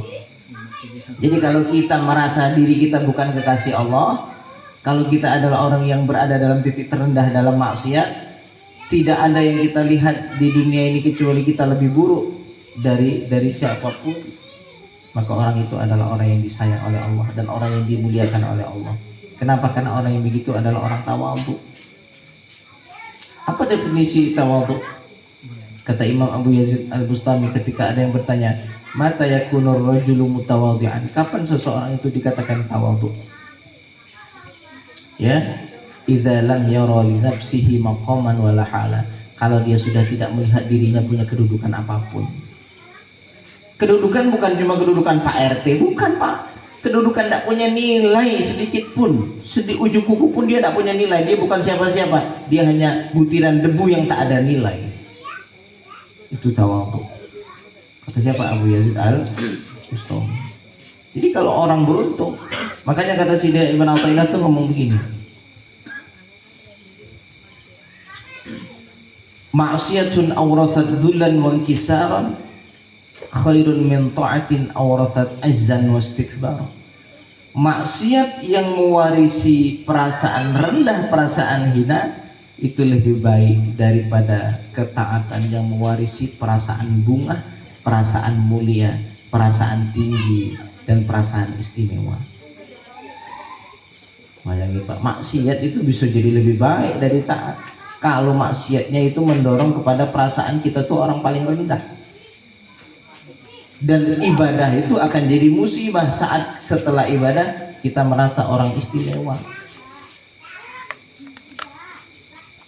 Jadi kalau kembali ke satu pertanyaan, seseorang berada di titik terendah lalu dia takut padahal dia juga disuruh cinta, maka ingatlah orang yang punya rasa takut kepada Allah atas maksiat itu sudah tanda dia tuh mencintai Allah. Kalau bukan karena tanda cintanya Allah kepadanya, maka tak akan mungkin dia punya rasa takut kepada Allah Subhanahu wa taala, karena dia mensifati sifat ubudiyah, penghambaan kepada Allah Subhanahu wa taala. Maka kadang-kadang orang tuh begitu Pak, diistiqomahkan ibadah, perasaannya meninggi nih, istighfarnya kosong, dia dibuat istiqomah nih sama Allah, ibadah terus, tapi istighfarnya kosong, tidak ada sedikit pun perasaan Pak. Akhirnya terkadang Allah mentakdirkan kepadanya maksiat supaya ngerti, supaya paham, kamu tuh orang pendosa, ayo istighfar yang benar. Setelah dia jatuh dalam maksiat baru sadar, saya ternyata pendosa. Astagfirullah. Baru ngerti istighfar yang sebenarnya kayak mana. Ya. Walaupun sebenarnya Pak, nak jadi orang sealim pun sebanyak ibadah apapun istighfarnya harus kayak pendosa Pak. Oh, ini serius ini. Kalau kita istighfarnya kosong, sombong itu namanya. Kita istighfar tapi tidak merasa punya salah, sombong, sesombong-sombongnya orang itu. Makanya kalau kata Imam Ghazali itu, kalau ada orang baca istighfar kok hampa rasanya, tidak ada rasa penyesalan dalam hati, itu sama kayak mengolok-ngolok. Dan betapa sering kita membaca istighfar tapi hati kita kosong, sama kayak ngolok-ngolok Tuhan. Allah tahu isi hati kau bohongin saya, kau pura-pura minta ampun, kau tidak punya rasa penyesalan, kau pula tidak merasa bersalah. Itu ngolok-ngolok namanya itu Pak. Istihza, bermain-main dengan Tuhan, meremehkan Tuhan. Ini sampai dalam hadis qudus itu Allah berfirman begini, laulam tuznibun laja Allah biqaumin yuznibun fataballah fayatubuna wa taballah alaihim. Kalau kalian itu adalah kaum yang tak melakukan dosa, maka Allah akan mengganti kalian dengan kaum yang baru yang mereka melakukan dosa, lalu mereka melakukan dosa, lalu Allah terima taubat mereka. Seandainya ini ada satu generasi tidak punya dosa, seandainya, ini kan kata-kata lau, seandainya, sesuatu yang tidak terjadi. Seandainya generasi ini tak punya dosa, maka Allah akan hilangkan generasi ini, dihabiskan generasi ini, akan didatangkan generasi yang melakukan dosa. Untuk apa? Untuk supaya menunjukkan setelah mereka berdosa, mereka bertaubat. Setelah bertaubat, Allah terima taubat. Allah nak menunjukkan, mengenalkan sifat pengampunnya Allah. Saya tanya, Nabi Adam sama malaikat makomnya tinggi mana? Nabi Adam. Tapi kalau secara syariat, siapa yang pernah melakukan salah? Nabi Adam. Kita katakan secara syariat, walaupun hakikat Nabi itu tidak punya salah. Secara syariat Nabi Adam salah, ngapun jangan deketi, apalagi makan ya, deketi tidak boleh. Apa yang terjadi? Nabi Muhammad lupa, Nabi Adam lupa, lalu Nabi Adam makan buah khuldi, lalu diusir dari surga. Padahal Allah juga mengakui bahwa tidak menemui dalam hatinya Sayyidina Adam itu ada keinginan. Saking lamonyo, ini jangan deketi, lamo betul di surga. Pas deket itu lupa bahwa itu dilarang. Ya wajarlah manusia begitu punya sifat pelupa, itu pun menjadi satu kesalahan. Apa yang terjadi? Nabi Adam taubat. Manusia pertama bertobat, yang setelahnya kita belajar dari taubat Adam. Bagaimana? Rabbana zalamna anfusana. Kami menzalimi kami ya Tuhan. Kalau Engkau tidak merahmati, Engkau tidak menyayangi kami jadi orang yang rugi. Kenapa kata Syekh Yusuf? Kenapa Nabi Adam lebih tinggi dari dari malaikat? Padahal malaikat ini adalah makhluk yang tidak pendosa. Ini pendosa, bukan pendosa, pernah melakukan satu kelupaan atas larangan. Tapi kenapa Nabi Adam lantas menjadi makomnya tinggi? Karena dia kenal Tuhan, kalau Allah punya sifat pemaaf. Malaikat tidak tahu Pak. Malaikat tidak merasakan apa itu makna pengampunan Tuhan. Allah itu tidak ngerti. Paham gak kira-kira Pak? Makanya para wali itu mereka tingginya makom mereka ditentukan tingkat ma'rifatnya, bukan tingkat ibadahnya. Ingat itu. Makomnya wali itu ditentukan dari tingkat ma'rifatnya, tingkat adabnya kepada Allah, bukan dari tingkat ibadah zahirnya. Mereka itu mengekspresikan cinta, itulah mereka tahajud, mereka itu ekspresi cinta, bukan karena ingin menggapai satu makom kedudukan. Ya, jadi kenapa Nabi Adam lantas makomnya lebih tinggi dari malaikat? Karena Nabi Adam ma'rifat, kenal. Loh, orang pas maksiat, kita jatuh maksiat, lalu pas kita maksiat ini kok tiba-tiba Allah menunda saja kita untuk tidak diadab? Karena kita, seandainya kita ini, beliau berjasa terus ke saya nih, akan tetapi suatu ketika saya khianat di depannya. Kalau secara naluri harusnya kan langsung dihukum, ya? Oh, depan kita khianat, paham enggak? Tapi saat itu Allah biarkan kita, Mak. Selama ini Allah ngasih nikmat terus, tapi tiba-tiba khianat, kita menduakan Tuhan, kita dustai Tuhan. Kita ngaku kita hambanya tapi kita mendustai. Kita lebih mengedepankan syahwat nafsu gitu, ya tak? Tapi Allah apakah lantas marah? Tidak, Allah biarkan. Terkadang yang terasa setelah kita sadar, ya Allah saya berdosa. Setelahnya kita taubat, kita sujud, ada perasaan indah dalam hati. Itu tanda Allah nerima. Lu sebaik itu Tuhan. Habis saya khianati, saya minta maaf, ada perasaan semacam Allah kabul atas perasaan ini. Kok sebaik itu Tuhan? Akhirnya dia kenal, oh betul Allah itu Rahman Rahim. Bukan sebatas tahu Allah Rahman Rahim, tapi kenal Allah Rahman Rahim. Bukan sebatas tahu, pernah dengar Allah itu pemaaf, tapi betul mengenal Allah itu pemaaf. Itu ma'rifat. Jadi terkadang orang itu dikenalkan orang itu dari maksiat, Ustaz. Dikenalkan Tuhan melalui pintu maksiat sangat banyak sekali. Itu yang pernah kami sampaikan apa, sekitar 13 tahun yang lalu saya Yusri itu pernah bikin satu judul khutbah Jumat, halawatul maksiyah, manisnya maksiat. Tapi saya pribadi belum pernah bikin judul ini, Pak. Kalau khutbah hari ya orang tidak sulit memahami, nanti kita malah fitnah, ya. Jadi pernah buat satu judul khutbah itu halawatul maksiyah, manisnya maksiat. Jadi Allah itu maha suci, Allah maha bijaksana, Allah mentarbiyah kita, mendidik kita, mengenalkan kita kepada melalui pintu manapun. Ada kalanya dari pintu ibadah, ada kalanya dari pintu ngaji, kadang dari pintu maksiat, kadang dari pintu memberi, kadang dari pintu memberi, kadang dari pintu dizolimi, kadang dari pintu kita menzolimi. Itu pun ada tarbiyah. Untuk siapa? Untuk diri kita lah. Wa fi kulli syai'in lahu ayah tadullu ala annahu wahid. Segala sesuatu itu adalah tanda yang menunjukkan kalau dia Allah itu wahid, tunggal. Jadi berdosanya kita itu adalah satu isyarat untuk makrifat. Karena kita kan ngajinya ngaji tasawuf, jadi ngarahnya ke situ, Pak. Ya, tidak apa-apa ya, ngarahnya ke situ. Bukan berarti katakan, oh kalau kayak gitu saya maksiat belah, siapa tahu bisa kenal lewat. Oh salah ini, Pak. Saya tidak tanggung jawab kalau ada yang begitu ya, saya lepas tangan. Kok ngapu maksiat itu kemarin kata Ustaz Abid kayak gitu kemarin. Ada orang yang bisa kenal Tuhan bahkan jadi wali melewati pintu maksiat. Hah? Yang ke tangan saya, Pak. Nah, itu tanggung jawab sendiri-sendiri. Artinya saat terjadi sesuatu yang di luar batas kemampuan kita untuk bisa menolaknya, tapi mesti terjadi maksiat. Terus tidak pengen tapi terpleset, Pak. Gimana lah itu?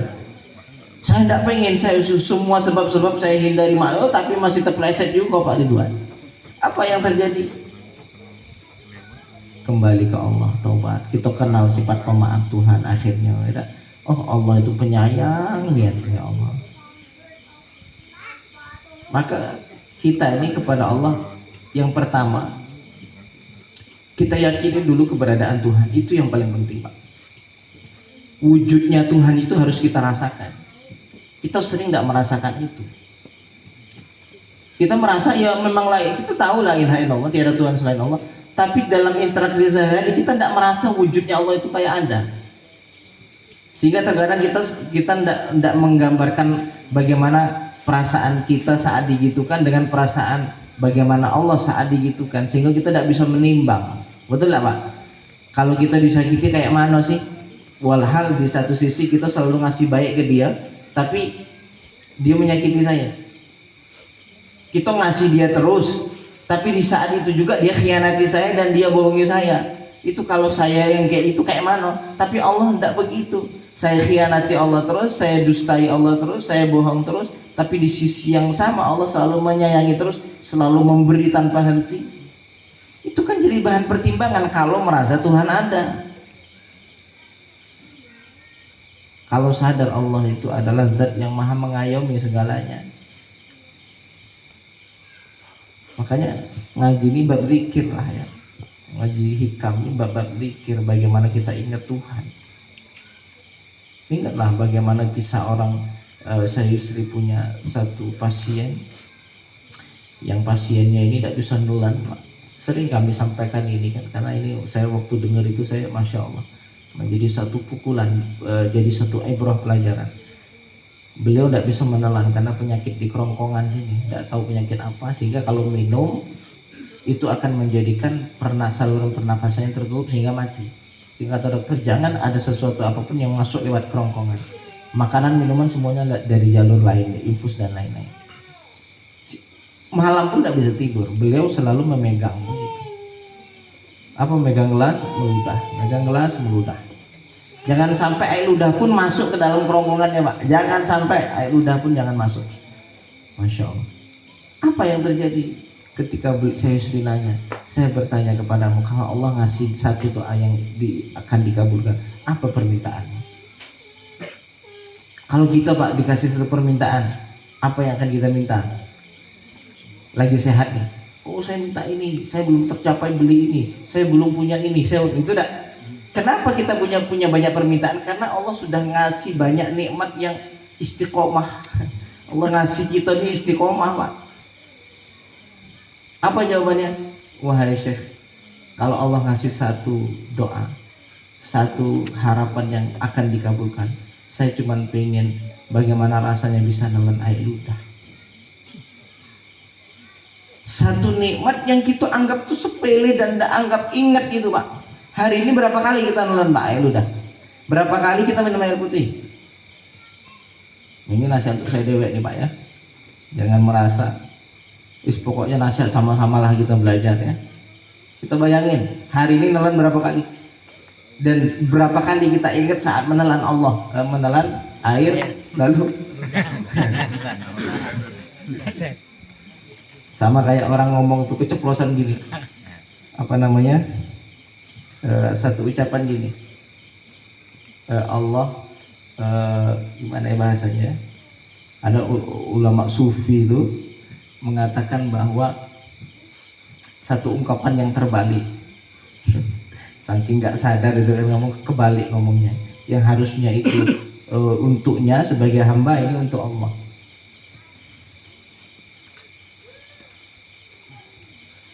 Ya, jadi berapa kali kita nelan hari ini? Gak terhitung. Dan kita anggap pas nelan itu sadar gak kalau itu dari Tuhan? Coba belah sehari di belah. Sampai ditantang sama Syekh Ramadan ini. 24 jam kita bisa mempraktekkan ilmu cinta kepada Tuhan, mesti, Pak. 24 jam kita tidak lupa semua yang datang itu mesti cinta. Kenapa? Fitrah kita ini semua sama. Al-insan majbulun ala mahabbati man ahsana ilaihi.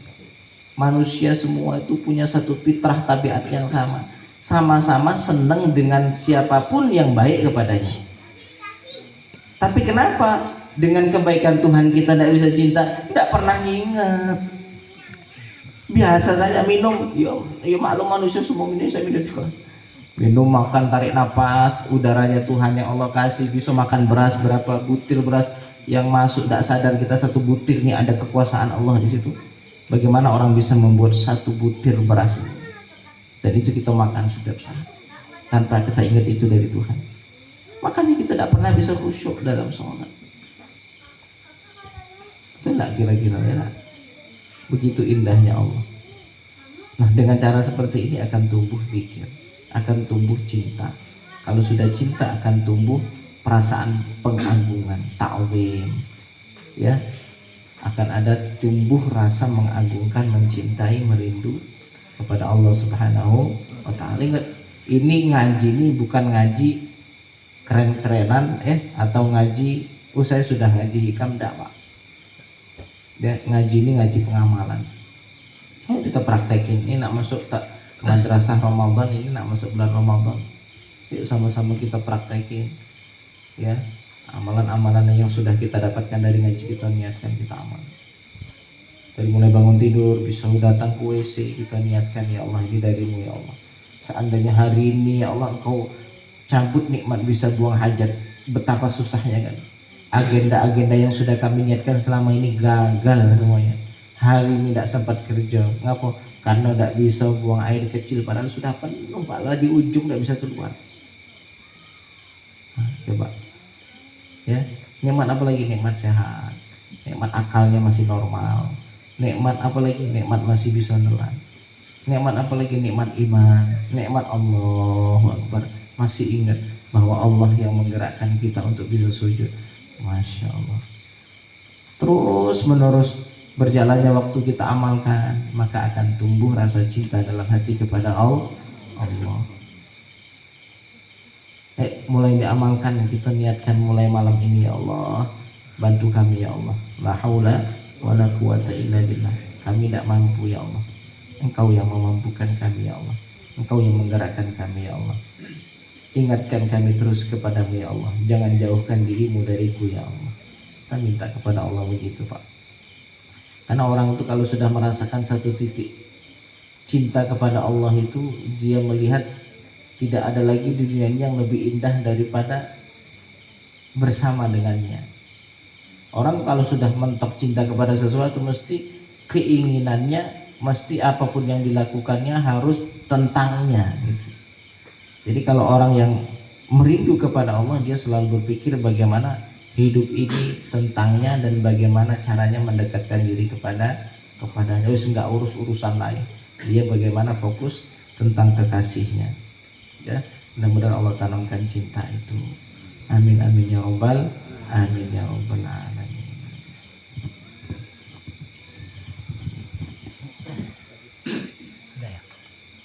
Orang yang berdakwah di jalanan terus merangkul anak-anak jalanan seperti anak pang atau apa, Ustaz ya?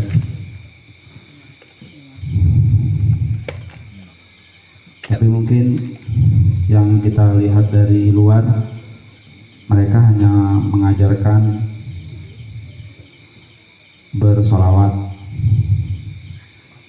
namun secara syariat kan kita tidak tahu lebih jauh kan, ataukah mereka diajarkan tentang sholat atau tidak kan. Yang penting mereka bersolawat gitu.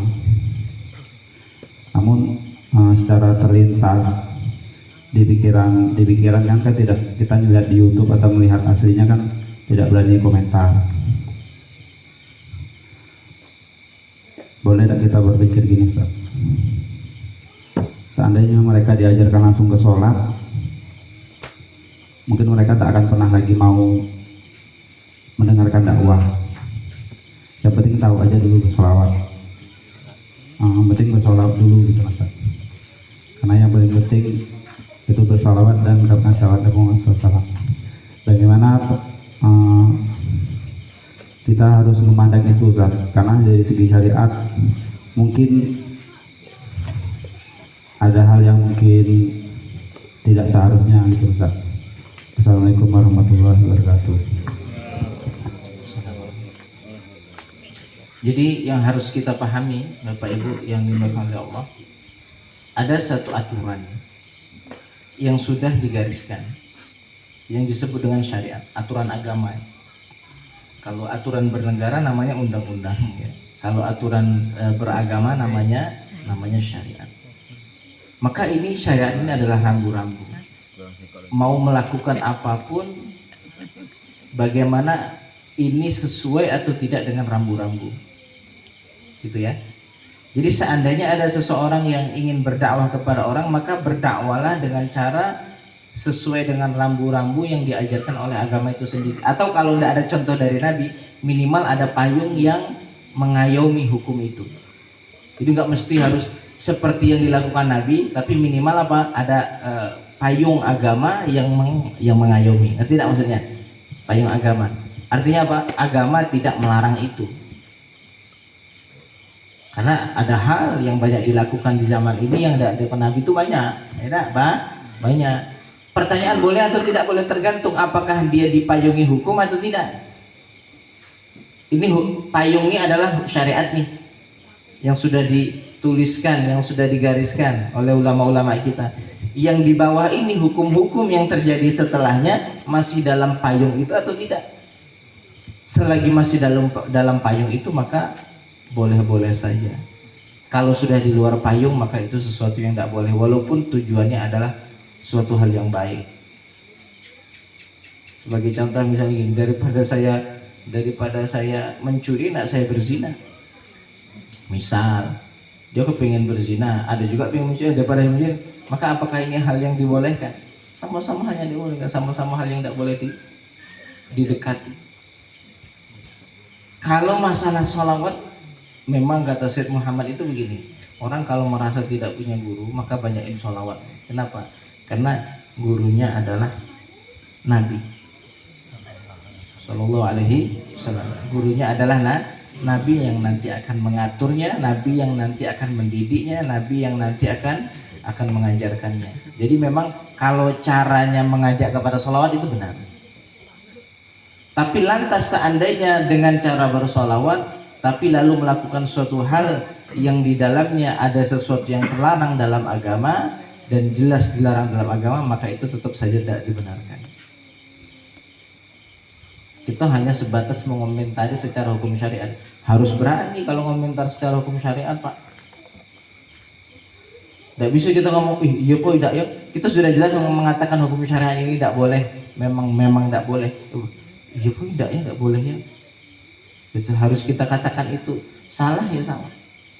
Masalah bagaimana dia, ya itu bukan urusan kita. Bagaimana dia itu bukan urusan kita. Urusan kita melihat ini suatu kebenaran, kita dukung. Ini bukan suatu hal yang benar, jangan kita ikuti. Kalau mampu untuk menyampaikan bahwa itu salah, ya mampu ya silahkan. Kalau tidak mampu ya suruh kita diam, cukup hati kita yang mengingkari. Paham tidak? Wong kita tidak punya kemampuan apa, ya akhirnya cuma ngomen-ngomen yang tidak jelas, itu ya jangan. Wong kita tidak punya kemampuan juga untuk itu. Jadi mengajak sholawat itu sangat-sangat begitu baik, karena begitulah cara mengajak orang maksiat itu. Ya, kalau kita ajak ngaji, langsung ngaji hikam malamnya dia bingung. Oh ya, tapi ya belum tentu juga ya, siapa tahu datang gini tiba-tiba. Ya. Cuman kalau secara akal logika kita bingung dah, langsung diajak serius gitu bingung. Biasa diajak apa? Diajak sholawatan yang kayak mana? Dibuat satu cara-cara yang ini. Ingat bagaimana cara ulama-ulama terdahulu membuat satu cara dalam berdakwah. Selagi cara baru itu dalam berdakwah tidak bertentangan, maka sesuatu itu dibolehkan. Gitu saja cara mengatasinya, cara menilainya. Selagi cara baru itu tidak bertentangan, maka dibolehkan. Selagi cara itu bertentangan, maka dilarang.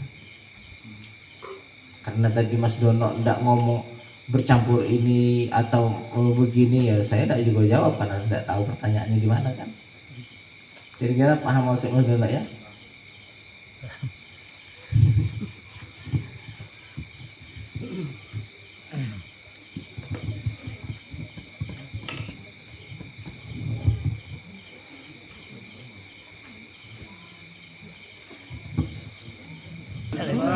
Pertanyaan Doni tadi bisi-bisi. Gimana kalau orang melakukan maksiat tobat, apakah itu satu bentuk penghinaan? Maksiat tobat. Loh, kita bukannya kayak gitu selalu? Hah? Bukannya kita selalu begitu, Pak? Maksiatnya orang begini, dia maksiatnya zina tobat. Maksiatnya orang sudah mulai belajar agama, mulai belajar apa? Maksiatnya perasaan dia sudah baik. Itu maksiatnya. Dia mungkin lah maksiat zahir itu tidak dilakukan.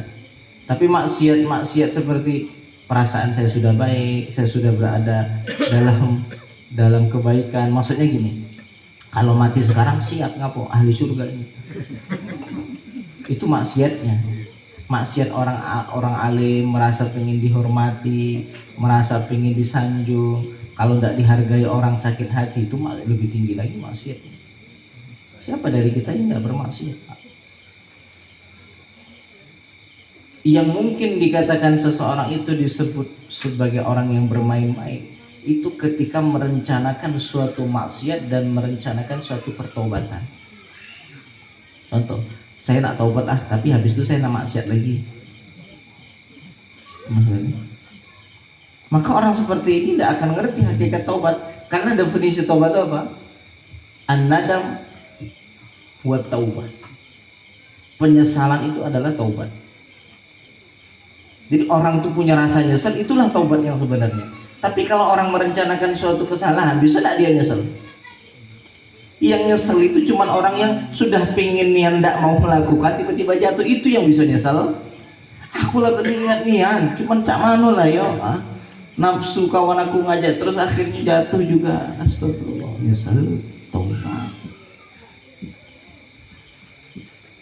Betul yang dikatakan Mas Doni, orang itu akan nampak merendahkan Tuhan, bermain-main. Itu kalau dia merencanakan kemaksiatan yang ingin dia ulang.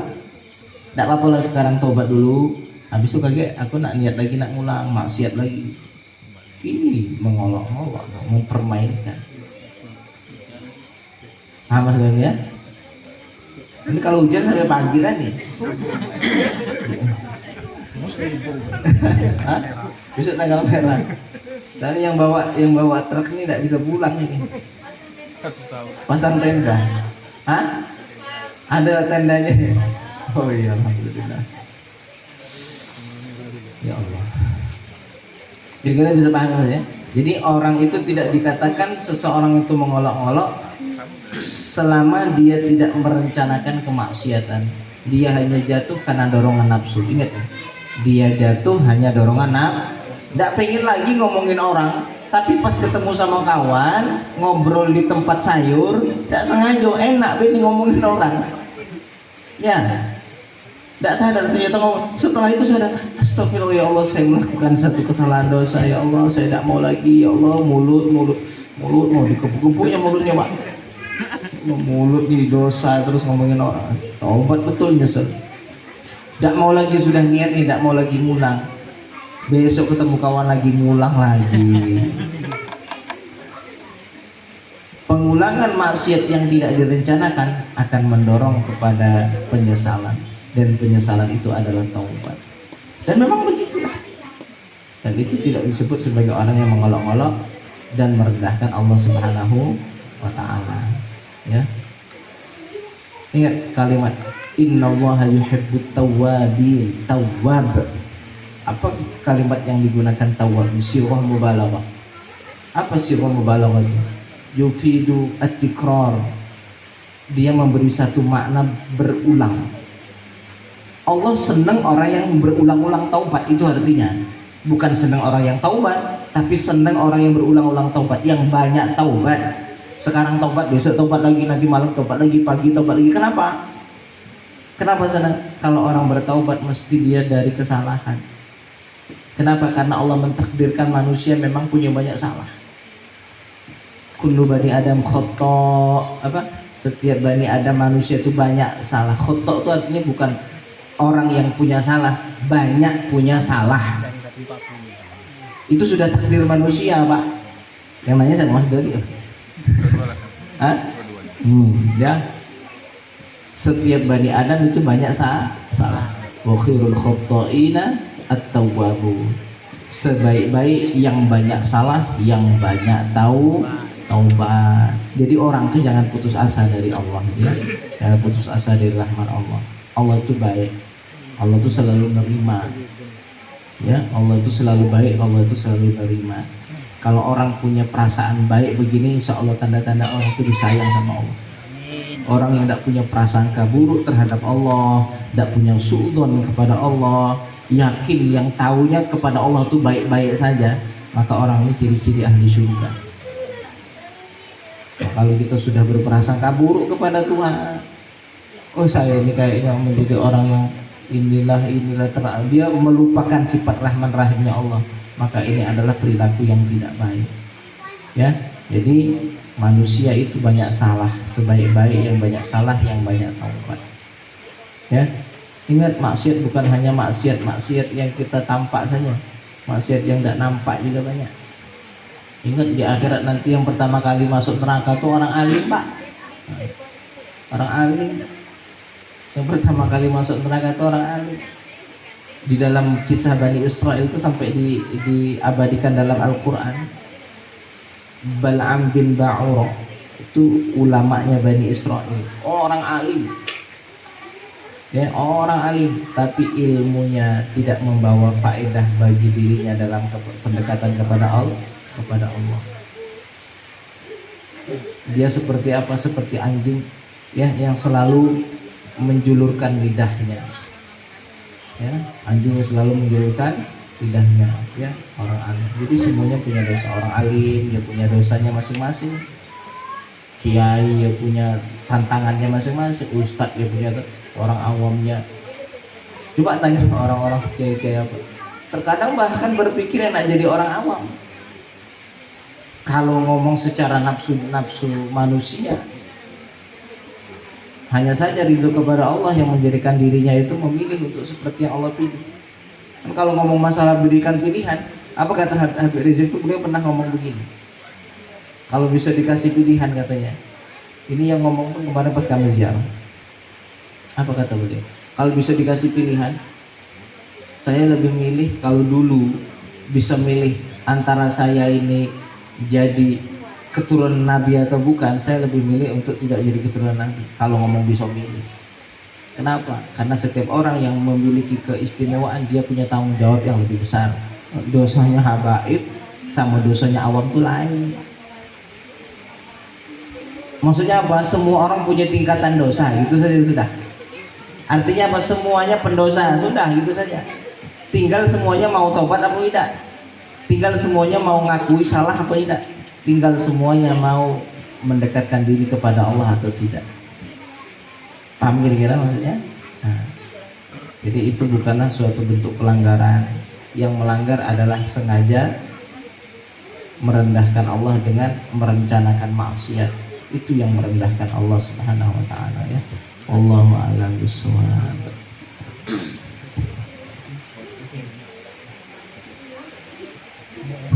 Baik, karena